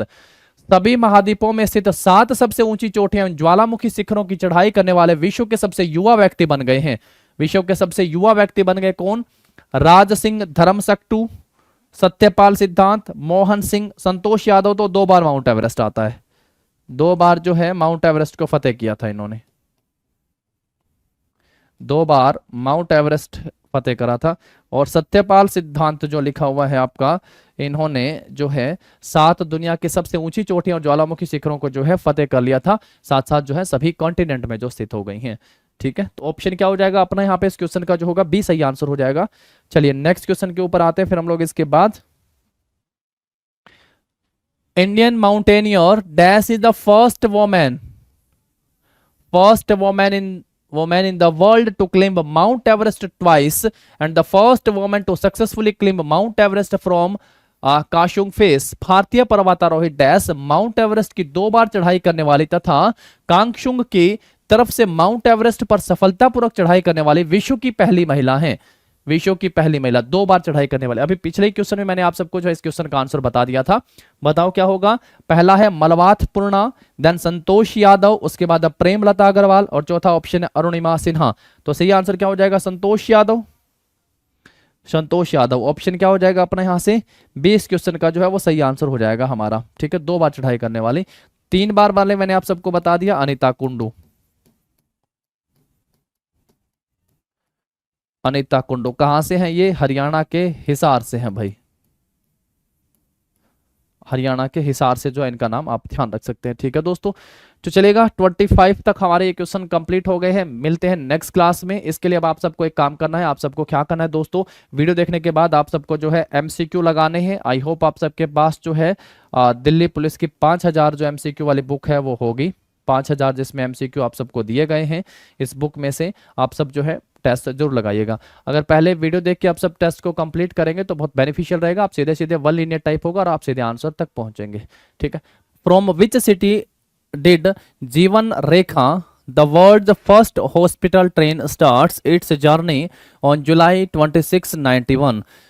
दुनिया की पहली अस्पताल ट्रेन जिसका नाम रखा गया जीवन रेखा 16 जुलाई 1991 को किस शहर से अपनी यात्रा शुरू करती है? पहला ऑप्शन है बेंगलोर, नई दिल्ली, वाराणसी या फिर बॉम्बे से। तो किस शहर से अपनी यात्रा की शुरुआत करती है जीवन रेखा ट्रेन? ये बंबई से या बॉम्बे से अपने शुरुआत करती है। एक चीज और ध्यान रखोगे, ये जो ट्रेन है किसकी सहायता से चलाई गई है? Impact India foundation, impact India foundation ध्यान रखोगे, इम्पैक्ट इंडिया फाउंडेशन। उसके साथ सेकंड वन ध्यान रखोगे भारतीय रेलवे यानी इंडियन रेलवे, भारतीय रेलवे की सहायता से। और तीसरे नंबर पे जो है हेल्थ डिपार्टमेंट। तीनों की मिलीजुली पहल हो गई है ये हेल्थ डिपार्टमेंट। हेल्थ डिपार्टमेंट स्वास्थ्य मंत्रालय भारत सरकार का। तो तीनों ने जो है मिलकर बंबई से या बॉम्बे से 16 जुलाई 1991 को जो है जीवन रेखा ट्रेन की जो है शुरुआत की थी। तो ऑप्शन क्या आंसर कर देंगे हम लोग यहां से? अपना ऑप्शन जो होगा डी इस क्वेश्चन का सही आंसर हो जाएगा। रेलवे इस संबंध में बहुत इंपॉर्टेंट रोल प्ले कर रहा है। और आप सबको पता होगा हेल्थ मिनिस्टर कौन हो गए हैं भारत के? मनसुख मांडविया। मन को सुख मिलेगा तब जब स्वास्थ्य अच्छा होगा। तो मनसुख मांडविया जो है, मनसुख मांडविया हेल्थ मिनिस्टर हो गए हैं। इंडियन रेलवे की अगर बात कर ली जाए मंत्री में, तो अश्वनी वैष्णव जो हैं, अश्वनी वैष्णव भारत में रेल मंत्री हो गए हैं। अश्वनी वैष्णव, ध्यान रखोगे भारत की पहली जो रेल है 1853 में मुंबई से ठाणे के बीच चलाई गई थी। तो बॉम्बे से ठाणे के बीच जो है, ठाणे के बीच पहली रेलगाड़ी चलती है। बॉम्बे टू ठाणे जो है पहली रेल जो है भारत की चलती है 1853 में। 34 किलोमीटर लंबाई के साथ ये रेल की शुरुआत की गई थी। ठीक है, चलिए फिर अपने नेक्स्ट क्वेश्चन के ऊपर आते हैं हम लोग, इसके बाद आगे बढ़ते हैं। भारत के किस शहर में पहली फॉर्मूला 1 रेस का आयोजन किया गया था? किस शहर में? First one. In which city of India was the first ever formula 1 race held? किस शहर में पहली फॉर्मूला 1 रेस का आयोजन किया गया था? पहला मुंबई में, second one Pune, greater Noida और फरीदाबाद। ये पहली फॉर्मूला 1 रेस जो है कब होती है दोस्तों? तो वर्ष 2011 में इसका आयोजन किया जाता है, वर्ष 2011 में। और कहाँ पे की गई थी? ग्रेटर नोएडा में। ग्रेटर नोएडा उत्तर प्रदेश में जो है भारत की पहली फॉर्मूला 1 रेस का आयोजन किया गया था। और यूपी जो है, यूपी की विधानसभा में कह लीजिएगा फर्स्ट डिजिटल बजट पेश किया गया था। यूपी भारत का पहला राज्य है जिसने पहला डिजिटल बजट जो है वो पेश करा था। पहला डिजिटल बजट पेश करने वाला भारत का पहला राज्य हो गया है Uttar Pradesh. First paperless budget कह सकते हो, पेपरलेस बजट कह लीजिए, पेपरलेस। और फर्स्ट जो है पेपरलेस आपका, फर्स्ट पेपरलेस विधानसभा अगर पूछे, फर्स्ट पेपरलेस विधानसभा, तो क्या आंसर करेंगे? भारत के कौन सा राज्य की विधानसभा जो है पहले पेपरलेस हो गई थी? तो नागालैंड की विधानसभा जो है वो पहले पेपरलेस विधानसभा हो गई थी। नागालैंड की जो है सबसे पहले जो है पेपरलेस विधानसभा हुई थी। पेपरलेस बजट पेश किसने करा था? तो ये उत्तर प्रदेश ने पेपरलेस बजट पेश करा था। और पहले फॉर्मूला 1 रेस जो है भारत में अगर हुई थी तो 2011 में ग्रेटर नोएडा में इसका आयोजन किया गया था। चलिए नेक्स्ट क्वेश्चन के ऊपर आते हैं, फिर इसके बाद हम लोग the first women secretary general of SAARC is from which country? SAARC की पहली महिला महासचिव किस देश से थी? पहला ऑप्शन है भारत, मालदीव, भूटान और श्रीलंका। तो पहली महिला महासचिव जो है वो किस देश से थी? मालदीव से थी। सार्क के बारे में लिखा गया है, सार्क का आप सबको पता हो, सार्क का अगर आप सबसे पूछे भाई गठन कब होता है, तो 7 और 8 दिसंबर 1985 को जो है सार्क का गठन होता है। इसका हेडक्वार्टर अगर आप सबसे पूछेगा तो हेडक्वार्टर नेपाल के काठमांडू में हो गया है। नेपाल के काठमांडू में जो है इसका हेडक्वार्टर हो गया है। नेपाल के काठमांडू में सार्क का हेडक्वार्टर है। इसमें सदस्य देश कितने हो गए हैं तो वो ध्यान करिएगा, एक एक करके लिखते जाइएगा कौन से जो है इसमें सदस्य देश हो गए हैं सार्क में। एक नंबर पे ध्यान रखोगे अफगानिस्तान हो गया है। उसके बाद जो है आप बांग्लादेश का ध्यान रखोगे, सारे पड़ोसी देश इसमें भारत के हैं चीन को छोड़ के। अफगानिस्तान, बांग्लादेश हो गया है। थर्ड नंबर पे जो है आप भूटान के बारे में देखेंगे, भूटान हो गया है अपना। फोर्थ नंबर पे जो है आपका भारत हो गया है। चौथे नंबर पे भारत हो गया है। पांचवें नंबर पे जो है आप सब ध्यान रखिएगा श्रीलंका जो हो गया है पांचवें नंबर पे। छठे नंबर पे जो है आपका मालदीव हो गया, जिस देश की महिला थी जो पहली महासचिव बनती हैं। सातवें नंबर पे जो है आप ध्यान रख सकते हो भाई नेपाल हो गया है। और कौन सा बच गया है आपका? अफगानिस्तान, बांग्लादेश, भूटान, भारत, श्रीलंका, मालदीव, नेपाल और बच गया है पाकिस्तान। कौन सा देश बच गया दोस्तों? पाकिस्तान हो गया है आपका, ठीक है, पाकिस्तान। तो ये सार्क के सदस्य हो गए हैं 8, यहाँ पे ध्यान रखोगे। 1985 में इसका गठन होता है। हेडक्वार्टर इसका नेपाल के काठमांडू में, और उसी समय इसकी महासचिव जो बनती है मालदीव की पहली महिला बन जाती हैं। ऐसे ही आप सबसे एक क्वेश्चन पूछता है दोस्तों, यूएनओ है ना, यूएनओ यूनाइटेड नेशन ऑर्गेनाइजेशन की फर्स्ट महिला अध्यक्ष अगर आप सबसे पूछे पहली महिला अध्यक्ष कौन थी तो कौन थी? आप सबको पता है 1953 में जो है इन्होंने अध्यक्षता करी थी, और ये भारत की थी, ये भारत की थी। क्या नाम होगा इनका बताओ जरा। और यूएनओ में जो है गीत गाया था भाई, song of peace and hope, song of peace and hope गीत भी गाया था, song of peace and hope. ये गाने वाली जो है पहली महिला कौन थी? बताओ जरा, इन दोनों क्वेश्चन के अलग अलग आंसर है, क्या आंसर होगा? यहाँ तो होगा एम एस सुभा लक्ष्मी। क्या आंसर होगा? एम एस सुभा लक्ष्मी या शुभो लक्ष्मी, एम एस शुभो लक्ष्मी हो जाएगा। एक तो ये ध्यान रखोगे। और फर्स्ट महिला अध्यक्ष जो हैं, जो भारत से अध्यक्षता करती है, भारत की थी यूएनओ की, जवाहरलाल नेहरू की जो है बहन थी। क्या नाम था उनका? बताओ जरा फटाफट से, क्या नाम था? जवाहरलाल नेहरू की बहन थी। और 8वें जो सेशन हुआ था 1953 में, जिसकी उन्होंने अध्यक्षता करी थी, क्योंकि यूएनओ की स्थापना जो है 1945 में होती है, 1945 में। शुभोलक्ष्मी का नाम बहुत फेमस है दोस्तों। एम एस शुभोलक्ष्मी जो है पहली महिला संगीतज्ञ है जिनको भारत रत्न दिया गया था। और इनको जो है आपका एशिया का नोबेल कहा जाने वाला जो है कौन सा पुरस्कार है? एशिया का नोबेल रेमन मैग्सेसे पुरस्कार से भी इनको सम्मानित किया जा चुका है, रेमन मैग्सेसे के पुरस्कार के द्वारा। इसको कमेंट करके आप सबको बताना है, क्योंकि बहुत इंपॉर्टेंट है। 2-3 बातें मैंने आप सबको बता दी हैं, खैर लिख ही लो। चलो, विजय लक्ष्मी पंडित, विजय लक्ष्मी पंडित जो है महिला अध्यक्ष थी पहले यूएनओ में भी।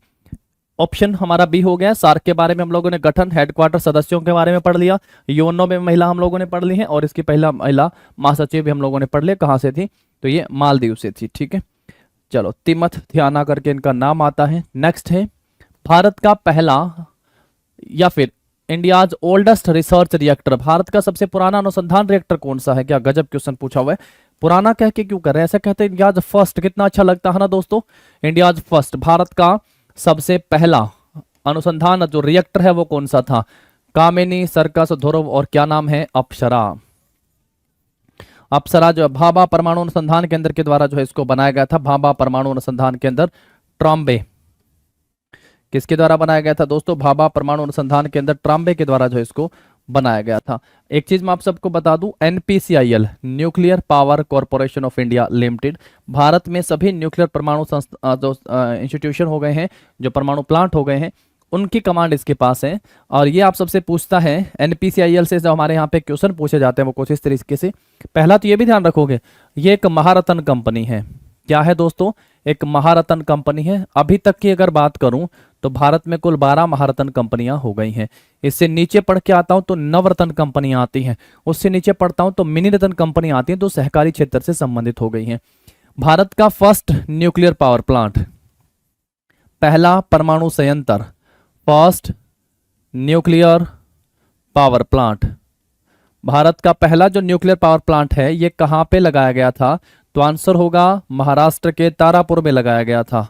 कहां पे लगाया गया था? महाराष्ट्र के तारापुर में। कब स्थापना? ये पहला है तो क्योंकि टॉपिक भी हमारा यही चल रहा है, भारत में पहला या दुनिया में पहला, जो भारत से जुड़ा हो। इसकी स्थापना 1969 में की गई थी। किसकी सहायता से की गई थी? तो यूएसए की सहायता से जो है इसकी स्थापना की गई थी। भारत का सबसे बड़ा, अगर आप सबसे पूछे कि बताओ सबसे बड़ा जो परमाणु संयंत्र हो गया है वो कौन सा है सबसे बड़ा? तो कुडनकुलम जो है, कुडनकुलम ये कहां पे है? तो ये पड़ता है भाई तमिलनाडु में। कुडनकुलम कहां पे है? ये हो गया है आपका तमिलनाडु में। कुडनकुलम कहां पे हो गया? तमिलनाडु में हो गया कुडनकुलम। तो ये भारत का सबसे बड़ा न्यूक्लियर पावर प्लांट हो गया है। अभी हाल फिलहाल जो है गोरखपुर में परमाणु संयंत्र लगाया गया है, गोरखपुर में। ये गोरखपुर कहाँ पे है? ये हरियाणा में है। आप सबसे आगे देखना है, इसे पूछेगा केगा परमाणु संयंत्र ये कहाँ पे है? केगा कहाँ पे हो गया? कर्नाटक में हो गया है। रावत भाटा परमाणु संयंत्र जो है ये कहाँ पे हो गया? रावत भाटा परमाणु संयंत्र, इस राह से ध्यान रख सकते हो क्या? ये राजस्थान में हो गया है। ऐसे बताना, जरा चेक करो इसको। भाभा परमाणु संयंत्र ने जो अप्सरा हो गया है, ये भारत का पहला स्वदेशी निर्मित जो है, इनके अंदर पावर प्लांट के अंदर क्या लगते हैं? न्यूक्लियर रिएक्टर लगते हैं। तो अप्सरा जो है भारत के द्वारा निर्मित पहला जो है न्यूक्लियर रिएक्टर हो गया था 1956 में। भाभा परमाणु अनुसंधान केंद्र के द्वारा जो है इसको बनाया गया था। तो एनपीसीएल एक बहुत बड़ी संस्था के रूप में, क्योंकि महारत्न कंपनी हो गई है, तो महारत्न कंपनियां, इनको दर्जा दिया जाता है। पहले मिनी होती हैं, फिर इनको एक टारगेट होता है वो मिलता है, फिर 9 बनती है, फिर आगे बढ़ती है, तो महारत्न कंपनी का इनको टैग मिलता है। एक बार डालो बोर्ड पे नजर और पढ़ो इनको, फिर हम लोग आगे बढ़ते हैं, अपने नेक्स्ट क्वेश्चन के ऊपर चलेंगे। चलिए नेक्स्ट देखिएगा। फिर इसके बाद India's first 3D planetarium is located in dash, Bharat का पहला 3D तारामंडल जो है वो कहाँ स्थित है? पहला तो इसका नाम ध्यान रख सकते हो भाई, इसका नाम स्वामी विवेकानंद के नाम पर है। क्या नाम है? स्वामी विवेकानंद। स्वामी विवेकानंद तारामंडल है, स्वामी विवेकानंद तारामंडल।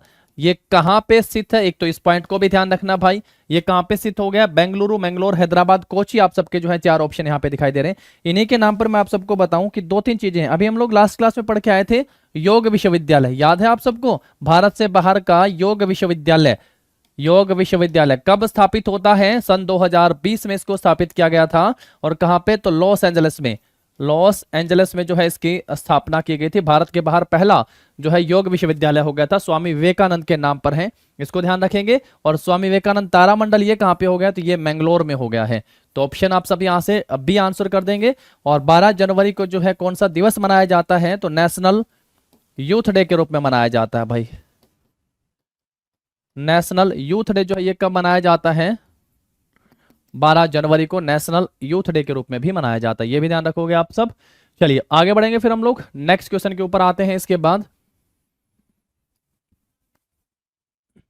Dash was the first Indian board member of the world editor forum. इसको तो नाम से याद रख लो भाई।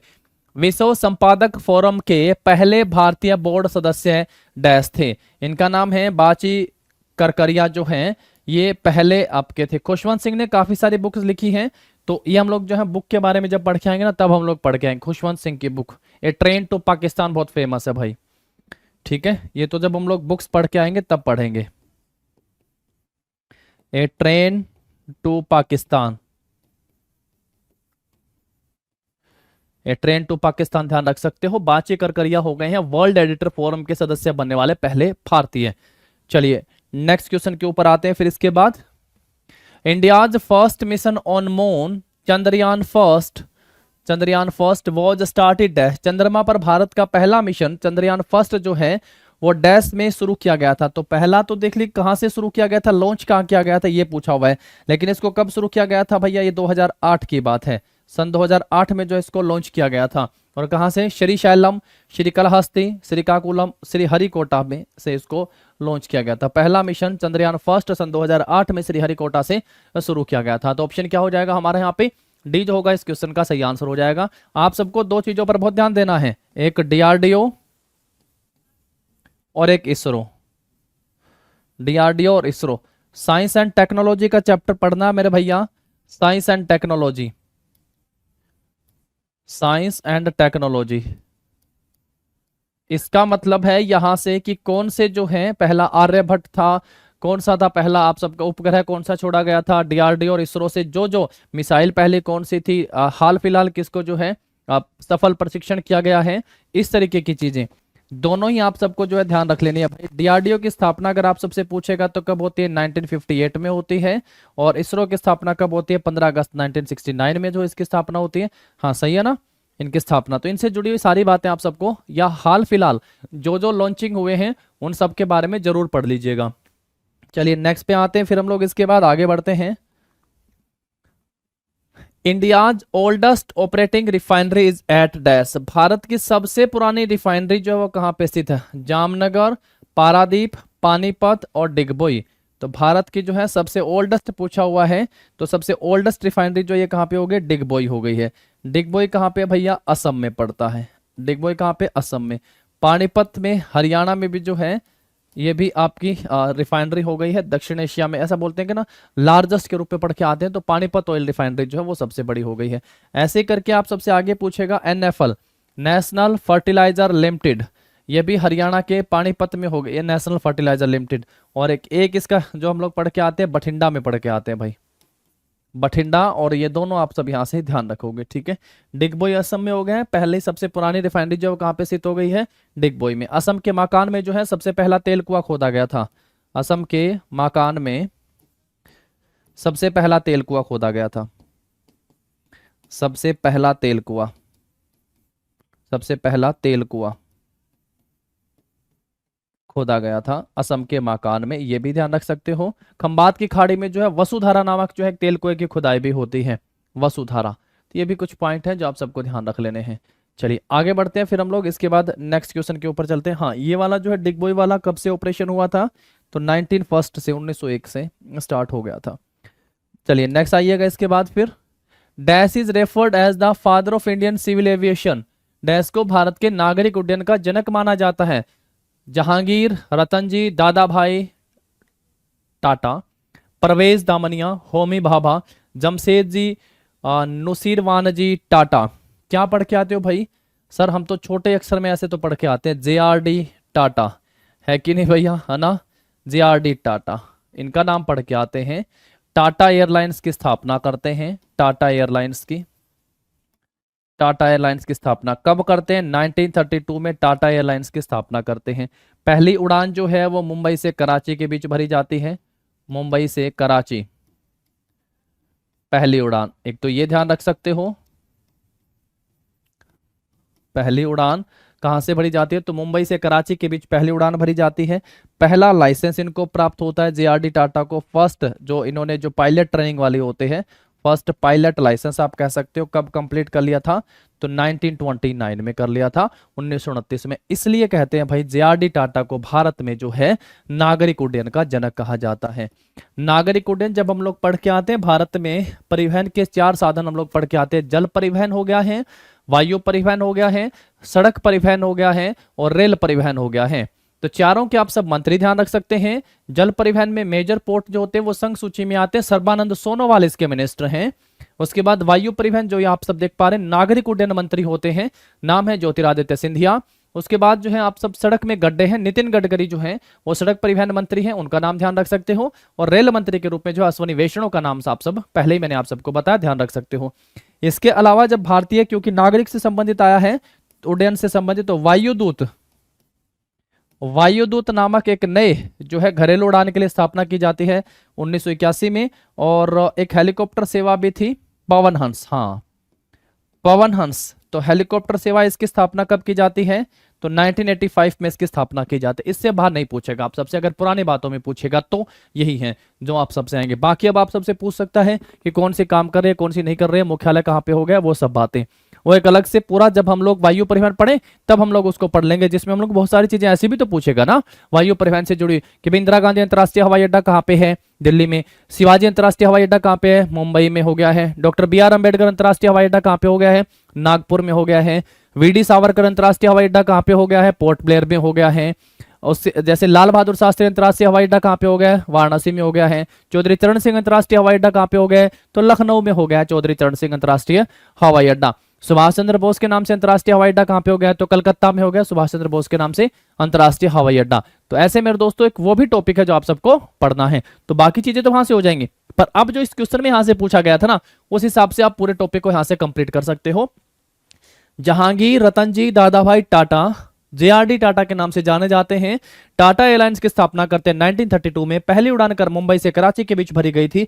पहले पायलट लाइसेंस प्राप्त करने वाले पहले भारतीय व्यक्ति थे, तो इसलिए इनको क्या कहा जाता है? भारत में नागरिक उड्डयन का जनक कहा जाता है। 1929 में उन्होंने लाइसेंस प्राप्त कर लिया था। वायुदूत नामक की स्थापना जो है कब की गई थी? घरेलू उड़ान के लिए 1981 में। पवन हंस हेलीकॉप्टर सेवा की स्थापना कब की गई थी? 1985 में की गई थी। चलो बाकी नेक्स्ट क्वेश्चन में भी हम लोग देख लेंगे। आगे बढ़ते हैं फिर हम लोग इसके बाद। देखो जरा, विच of the following is note. देखो भैया नोट वाले क्वेश्चन है। India's first indigenous anti nuclear medical kit, निम्न में से कौन भारत के पहले स्वदेशी परमाणु विरोधी चिकित्सा किट का भाग नहीं है? तो खारा विलियन उसका भाग नहीं है। सैलाइन सॉल्यूशन नहीं है। एक सीधा क्वेश्चन, वन लिनियर टाइप, इसको पढ़ जाना है भाई। खारा विलियन जो है भारत के पहले स्वदेशी परमाणु विरोधी चिकित्सा किट का भाग नहीं है। क्या क्या है? पर्शियाई नीली गोली, एंटी गामा किरण त्वचा मरहम और श्वसन द्रव्य करके, यानी percussion blue tablet, anti gamma rays skin ointment and CA-EDTA respiratory fluid हो गया है। चलो आगे बढ़ो फिर इसके बाद नेक्स्ट पे आते हैं। Who was the first recipient of the Jnanpith award. Jnanpith पुरस्कार प्राप्त करने वाले पहले भारतीय या प्राप्तकर्ता कौन थे? तो ज्ञानपीठ पुरस्कार जो है ये भारत का आप सबको पता सर्वोच्च साहित्य पुरस्कार हो गया है। साहित्य के क्षेत्र में दिया जाने वाला भारत का सर्वोच्च साहित्य पुरस्कार, ध्यान रख सकते हो, सर्वोच्च साहित्य पुरस्कार ज्ञानपीठ पुरस्कार। इसकी स्थापना जो है कब होती है?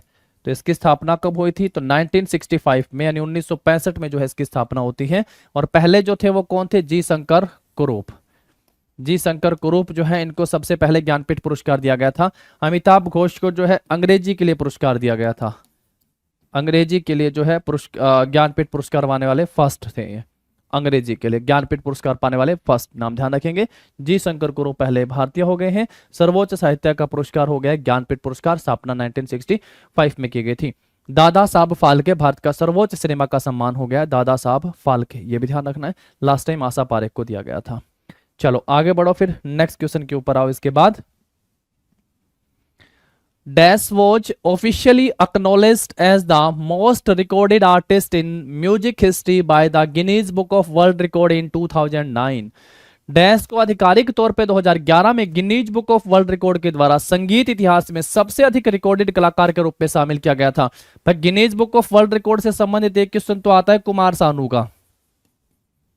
कुमार सानू एक दिन में सबसे अधिक गाने रिकॉर्ड करने का है। एक दिन में कितने भैया? 28 गाने रिकॉर्ड कर दिए थे। एक दिन में 28 गाने रिकॉर्ड करके Guinness book of world record में अपना नाम दर्ज कर लिया था। 28 गाने रिकॉर्ड करे थे इन्होंने एक दिन में। और ये बात रही होगी 1993 के आसपास की, शायद जहां तक मुझे लगा 1993 में। और इन्होंने जो है आशा भोसले ने 11,000 जो है एकल सॉन्ग गा के जो है Guinness book of world record में नाम दर्ज करवा लिया था। कब की बात है? 2011 की।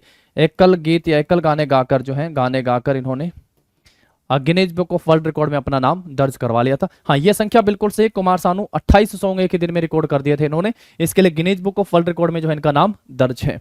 ठीक है, चलिए आगे बढ़ेंगे फिर हम लोग। एक बार डालो बोर्ड पे नजर और नेक्स्ट क्वेश्चन देखते हैं। फिर नेक्स्ट देखिएगा, इसके बाद फिर अपना क्वेश्चन आ गया, who was the first women जज to be appointed to the supreme court of India. Bharat के सर्वोच्च न्यायालय में नियुक्त होने वाली पहली महिला न्यायाधीश।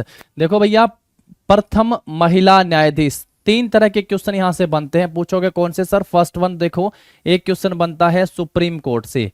एक क्वेश्चन क्या बनता है दोस्तों? सुप्रीम कोर्ट से क्वेश्चन बनता है, सुप्रीम कोर्ट। एक क्वेश्चन आप सबका बनता है भैया हाई कोर्ट से।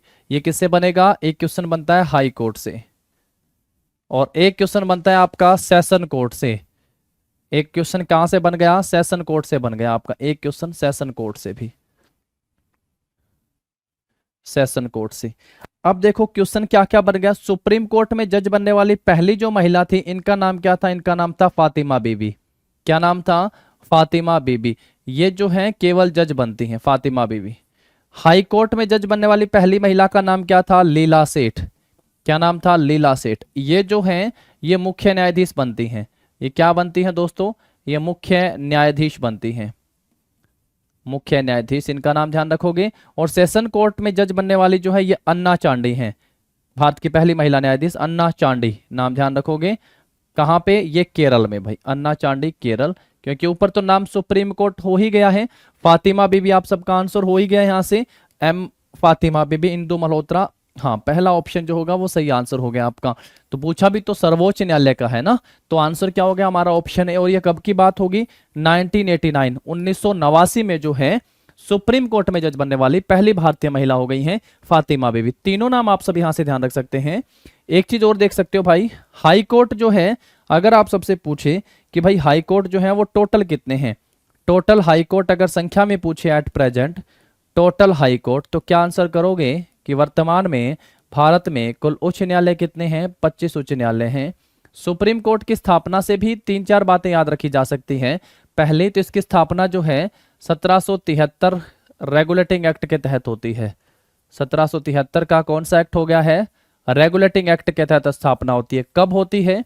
1774 में होती है भाई। और कहां पे होती है? कलकत्ता में इसकी स्थापना होती है, कलकत्ता। कौन इसके पहले मुख्य न्यायाधीश थे? तो इम्पे जो है, या मैं सीजीआई लिख देता हूं, ठीक है, चिंता की बात नहीं है। ये पहले थे एलिजा इम्पे, पूरा नाम हो गया 1774 में। सेकंड वन क्या हो गया है? सेकंड वन पॉइंट हो गया है जब 1937 में जो है फेडरल कोर्ट की स्थापना की जाती है, फेडरल कोर्ट की। भारत शासन अधिनियम 1935 के तहत फेडरल कोर्ट की स्थापना होती है। तो फेडरल कोर्ट की स्थापना कब होती है? ये अक्टूबर 1937 में होती है, अक्टूबर 1937 में। थर्ड वन पॉइंट फिर यहां से क्या हो गया है? जब भारत गणतंत्र हो गया था, रिपब्लिक हो गया था, जो आज का भारत हम लोग पढ़ रहे हैं, 28 जनवरी 1950 को जो है इसकी स्थापना होती है। और इसके पहले जो न्यायाधीश हम लोग पढ़ के आते हैं उनका नाम क्या था? हीरालाल जे कानिया। H.J. कानिया जो है ये भारत के पहले CGI थे, first CGI of India, first CGI। ठीक है मेरे दोस्तों, आजाद भारत में पढ़ के आते हैं फर्स्ट, और वर्तमान में कौन है, DY चंद्रचूड़ पढ़ के आते हैं, है ना। यशवंत एक YV चंद्रचूड़ करके पढ़ के आए थे, इन्हीं के बेटे DY चंद्रचूड़ हैं। YV चंद्रचूड़ का कार्यकाल एक CGI के रूप में जो है अब तक के भारत के इतिहास में सबसे लंबा रहा है, और अब DY चंद्रचूड़ हो गए हैं। सही बता रहा हूं, उल्टा तो नहीं बता रहा। ऑप्शन क्या मार्क कर दोगे यहां से, ऑप्शन ए सही आंसर हो जाएगा। बाकी चीजें आप सबके सामने हो गई हैं। इन सबको खत्म, क्योंकि ये खत्म कब करा गया था, उच्च न्यायालय 3 बनाए गए थे, तीनों प्रेजेंसी में, बंबई, कलकत्ता और मद्रास में। 1861 का उच्च न्यायालय अधिनियम आता है, तब की बात है। चलो नेक्स्ट देखो फिर इसके बाद, Who was the first Indian to travel to space? अंतरिक्ष की यात्रा करने वाला प्रथम भारतीय कौन था? कल्पना चावला, ये तो पढ़ के आ चुके। कल्पना चावला के बारे में लास्ट क्लास में बताया था, नासा को ज्वाइन करते हैं 1995 की बात हो गई है। फर्स्ट जो है ट्रेवल करने वाली भारतीय महिला थी ये, पहले भारतीय नहीं थे, फर्स्ट महिला थी, फर्स्ट महिला जब अंतरिक्ष यात्रा करते हैं 1997 की बात है। उसके बाद जो हम लोग पढ़ के आते हैं सन 2003 की बात है, वापस आते समय जनवरी 2003 में, और वापस जो है 1 फरवरी 2003 को जो है वायुयान दुर्घटना के कारण इनकी मृत्यु हो जाती है। कल्पना चावला पहली महिला, फर्स्ट महिला थी। राकेश शर्मा पहले भारतीय थे। कौन थे दोस्तों, राकेश शर्मा जो है ये पहले भारतीय हो गए हैं। तो ऑप्शन क्या हो जाएगा हमारा यहाँ पे सही आंसर, ये मैंने पहले भी बताया होगा 1985, जो आप सब यहाँ से ध्यान रख सकते हो भाई, 1985 नहीं 84, 1984। और इंदिरा गांधी ने इनसे पूछा था कैसा दिखता है मेरा भारत अंतरिक्ष से, तो इन्होंने कहा था, रेडियो पर जब बात हुई थी वो चीजें टेलीकास्ट किया गया था उनका, तो सारे जहां से अच्छा हिंदुस्तान हमारा। नेक्स्ट देखते हैं फिर हम लोग इसके बाद अगला question, who was the world first women amputee to climb Mount Everest? दुनिया की पहली महिला विकलांग जो माउंट एवरेस्ट पे चढ़ती हैं। MTS 21 दिसंबर 2018 को पूछा गया था क्वेश्चन। अरुणिमा सिन्हा नाम है, अरुणिमा सिन्हा सही आंसर हो जाएगा। अरुणिमा सिन्हा पहली 2 बार चढ़ने वाली संतोष यादव हो गए, 3 बार में अनिता कुंडो का नाम हो गया, और विकलांग महिला में जो हम लोग पढ़ के आ रहे हैं अरुणिमा सिन्हा जो है हो गया भैया amputee to claim Mount Everest, world first amputee to claim Mount Everest. क्या नाम हो जाएगा, अरुणिमा सिन्हा जो होगा वो सही आंसर हमारा हो जाएगा। ठीक है, चलिए उसके बाद आगे बढ़ते हैं फिर हम लोग इसके बाद नेक्स्ट क्वेश्चन पे आते हैं। When were the EVM? EVM means electronic voting machine used throughout India for the first time. पूरे भारत में पहली बार EVM का उपयोग जो है वो कब किया गया था? पहला ऑप्शन है सन 2000, 1992, 2004 और 2009। तो 2004 के इलेक्शन में जो है पहली बार EVM का पूरे भारत में इस्तेमाल किया गया था। बाकी आप जानते हैं फर्स्ट स्टेट जिसमें EVM का इस्तेमाल किया गया था वो कौन सा था भैया? 1982 की बात है, 1982 में केरल में जो है इसका इस्तेमाल किया गया था EVM, इलेक्ट्रॉनिक वोटिंग मशीन। इसी से संबंधित आप सबको पता होगा इलेक्शन कमीशन ऑफ इंडिया,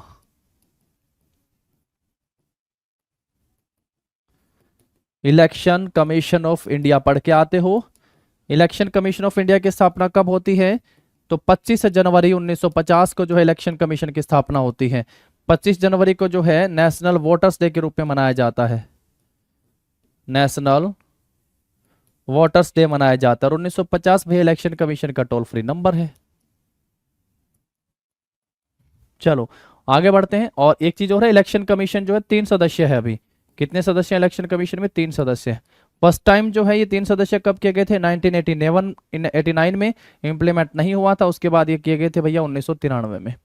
ठीक है, चलिए आगे बढ़ते हैं अपने अगले क्वेश्चन के ऊपर। फिर इसके बाद आते हैं हम लोग Kalighat paintings belongs to, Kalighat चित्रकारी निम्नलिखित में से किस राज्य से संबंधित हो गए भाई? ये तो पेंटिंग वाला तो हम भूल ही गए थे पीछे, है ना। इसका क्वेश्चन भी दे दिया है, बिहार का पढ़े थे हम। तो बिहार में कौन सी चित्रकारी हो गई दोस्तों? मधुबनी चित्रकारी।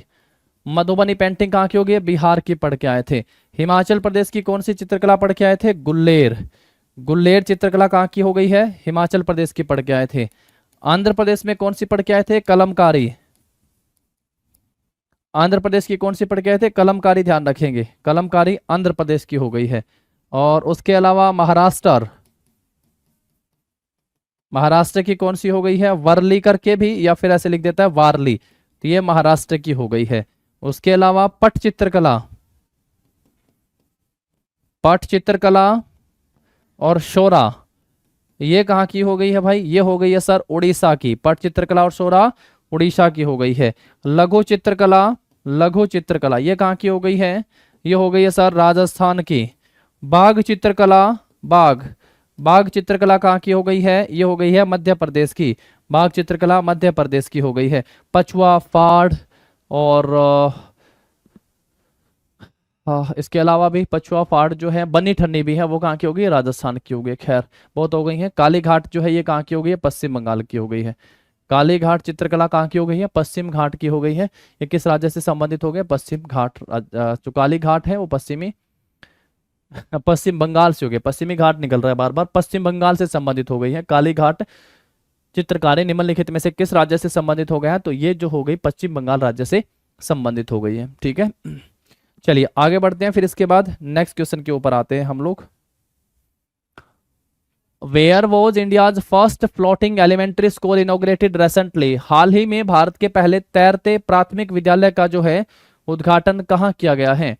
एक चीज लिखता है ना floating, India's first floating elementary school, प्राथमिक विद्यालय भारत का सबसे पहला तैरता हुआ त्रिपुरा में, मणिपुर में, असम में और पश्चिम बंगाल में। एक हम लोग पढ़ के आते हैं फ्लोटिंग नेशनल पार्क। क्या पढ़ के आते हैं मेरे दोस्तों?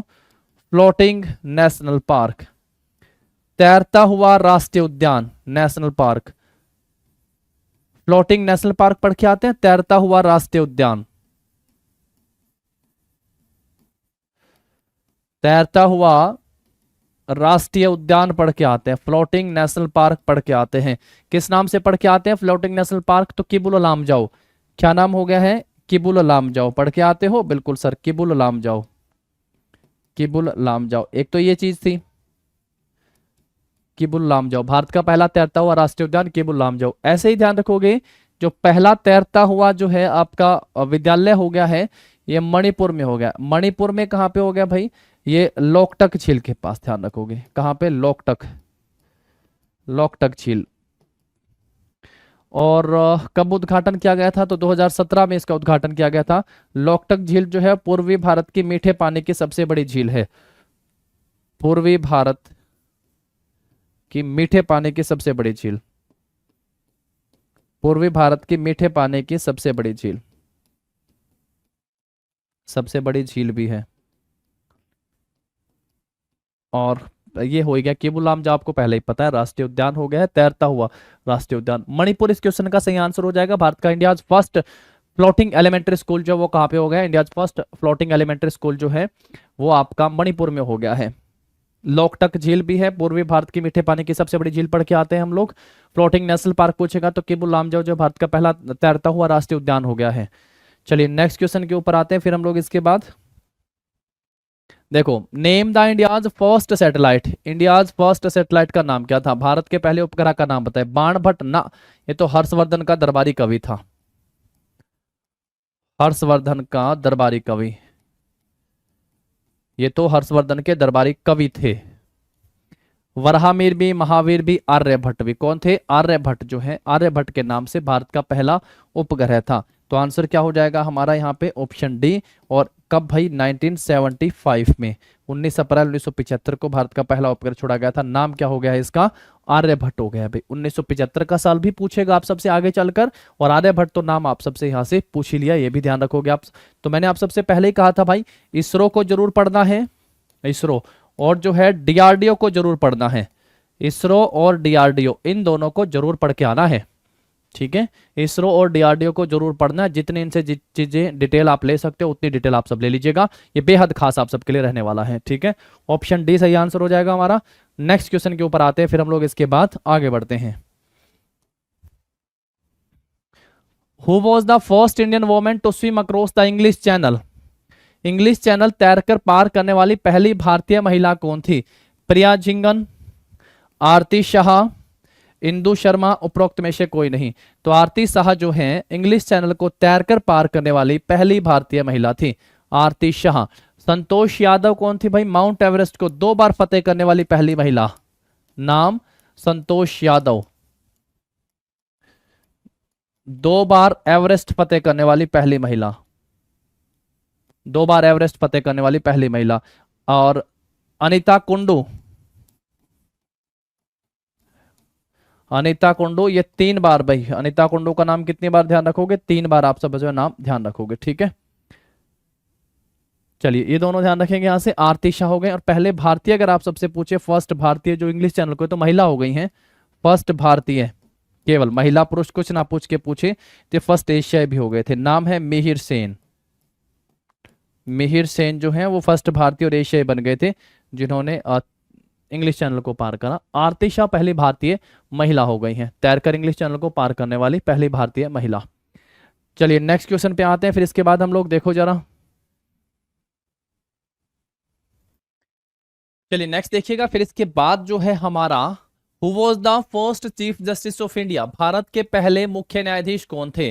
PN Bhagwati, H J Kania. क्या नाम था? हीरालाल जे कानिया। और जब 1774 में कलकत्ता में पहले उच्चतम न्यायालय की स्थापना जब होती है कलकत्ता में जो स्थापना होती है उच्चतम न्यायालय की, फर्स्ट सुप्रीम कोर्ट कह सकते हो, उच्चतम न्यायालय, तब जो इसके न्यायाधीश बने थे, क्योंकि 1773 के तहत स्थापित होता है, इसके जो मुख्य थे एलिजा इम्पे। क्या नाम था? Elijah Impey. आप सबको नाम ध्यान रखना है, Elijah Impey.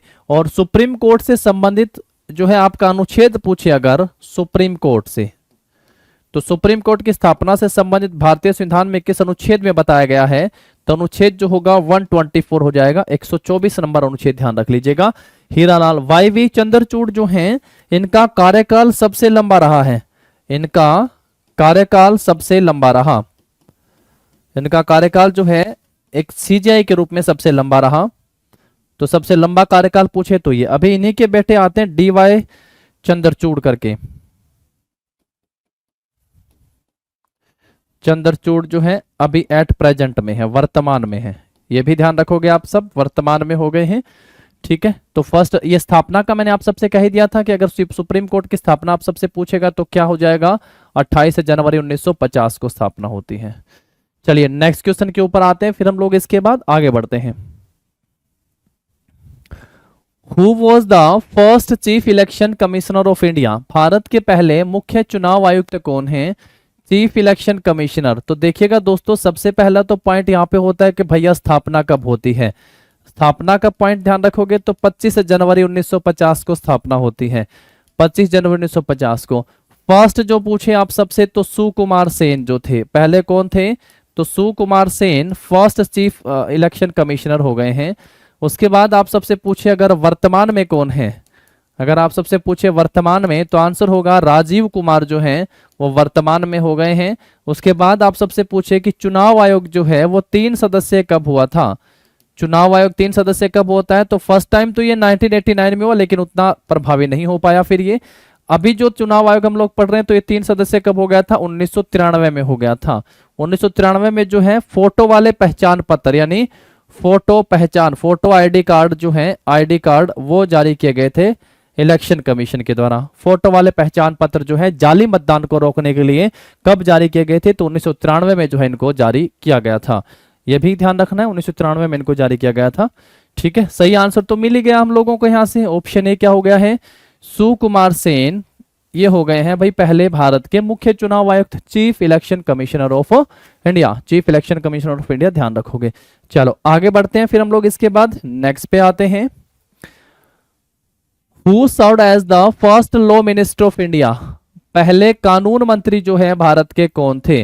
S Radhakrishnan, Sarvepalli doctor Radhakrishnan, ये फर्स्ट वाइस प्रेसिडेंट पढ़ के आते हैं, फर्स्ट वाइस प्रेसिडेंट पढ़ के आते हैं हम लोग।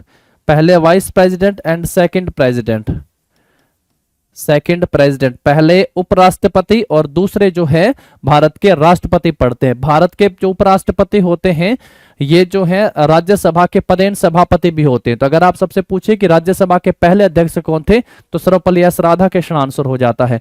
जवाहरलाल नेहरू जो है ये कौन थे भाई? ये फर्स्ट पीएम थे, पहले प्रधानमंत्री थे। Doctor B R. अम्बेडकर जो है ये फर्स्ट लॉ मिनिस्टर थे, ये जो थे आपके कानून मंत्री हो गए हैं, लॉ मिनिस्टर। तो सही आंसर आपको मिल गया यहां से, ऑप्शन सी। और डॉक्टर बी.आर. अम्बेडकर को जो है भारत रत्न भी दिया गया था, इनको भारत रत्न भी दिया गया था। कब की बात है? तो 1990 में डॉक्टर बी.आर. अम्बेडकर को भारत रत्न से सम्मानित किया गया था। अबुल कलाम आजाद ये भारत के पहले शिक्षा मंत्री थे, फर्स्ट एजुकेशन मिनिस्टर, भारत के पहले शिक्षा मंत्री कौन थे आजाद भारत के? तो अब्दुल कलाम आजाद। इनसे संबंधित दो बातें आप सब पहले भी पढ़ के आ चुके हो। फर्स्ट, कांग्रेस के सबसे युवा अध्यक्ष, कांग्रेस के सबसे युवा अध्यक्ष थे,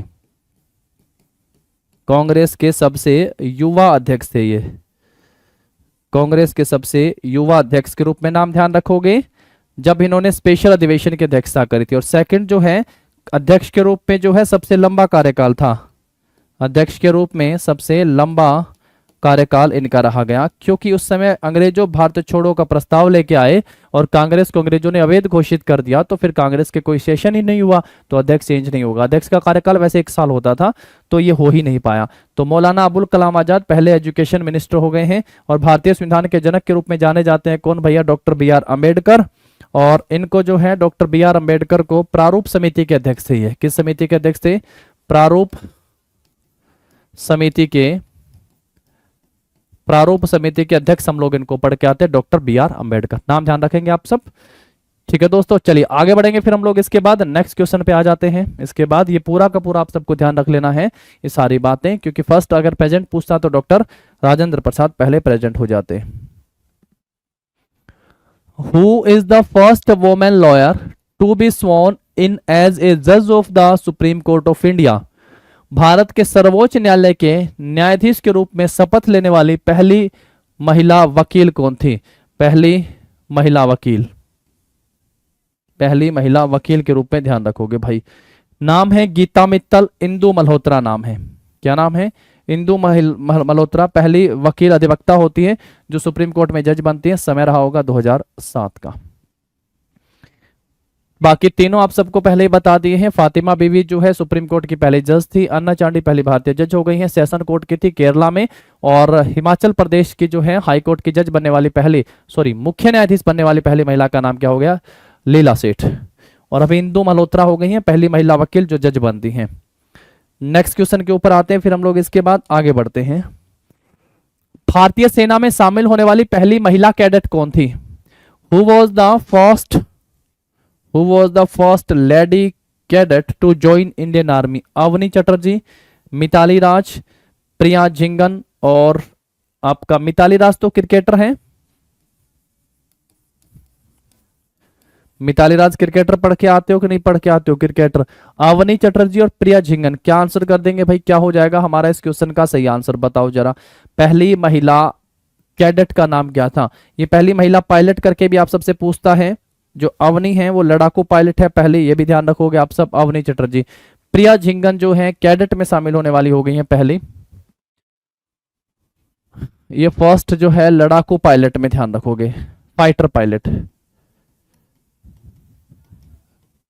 और ये हो गई है प्रिया झिंगन, ठीक है। ऑप्शन क्या होगा अपना? सी इस क्वेश्चन का सही आंसर हो गया है, ठीक है मेरे दोस्तों। तो यहां तक आप देखेंगे 50 क्वेश्चन आप सबके कंप्लीट हो चुके हैं। इसके बाद नेक्स्ट क्लास में आगे पढ़ेंगे, तब तक के लिए आप सब देखते रहिएगा, पढ़ते रहिएगा। आप सबको आपके एग्जाम के लिए बेस्ट विशेज। मिलते हैं नेक्स्ट क्लास में। Thank you.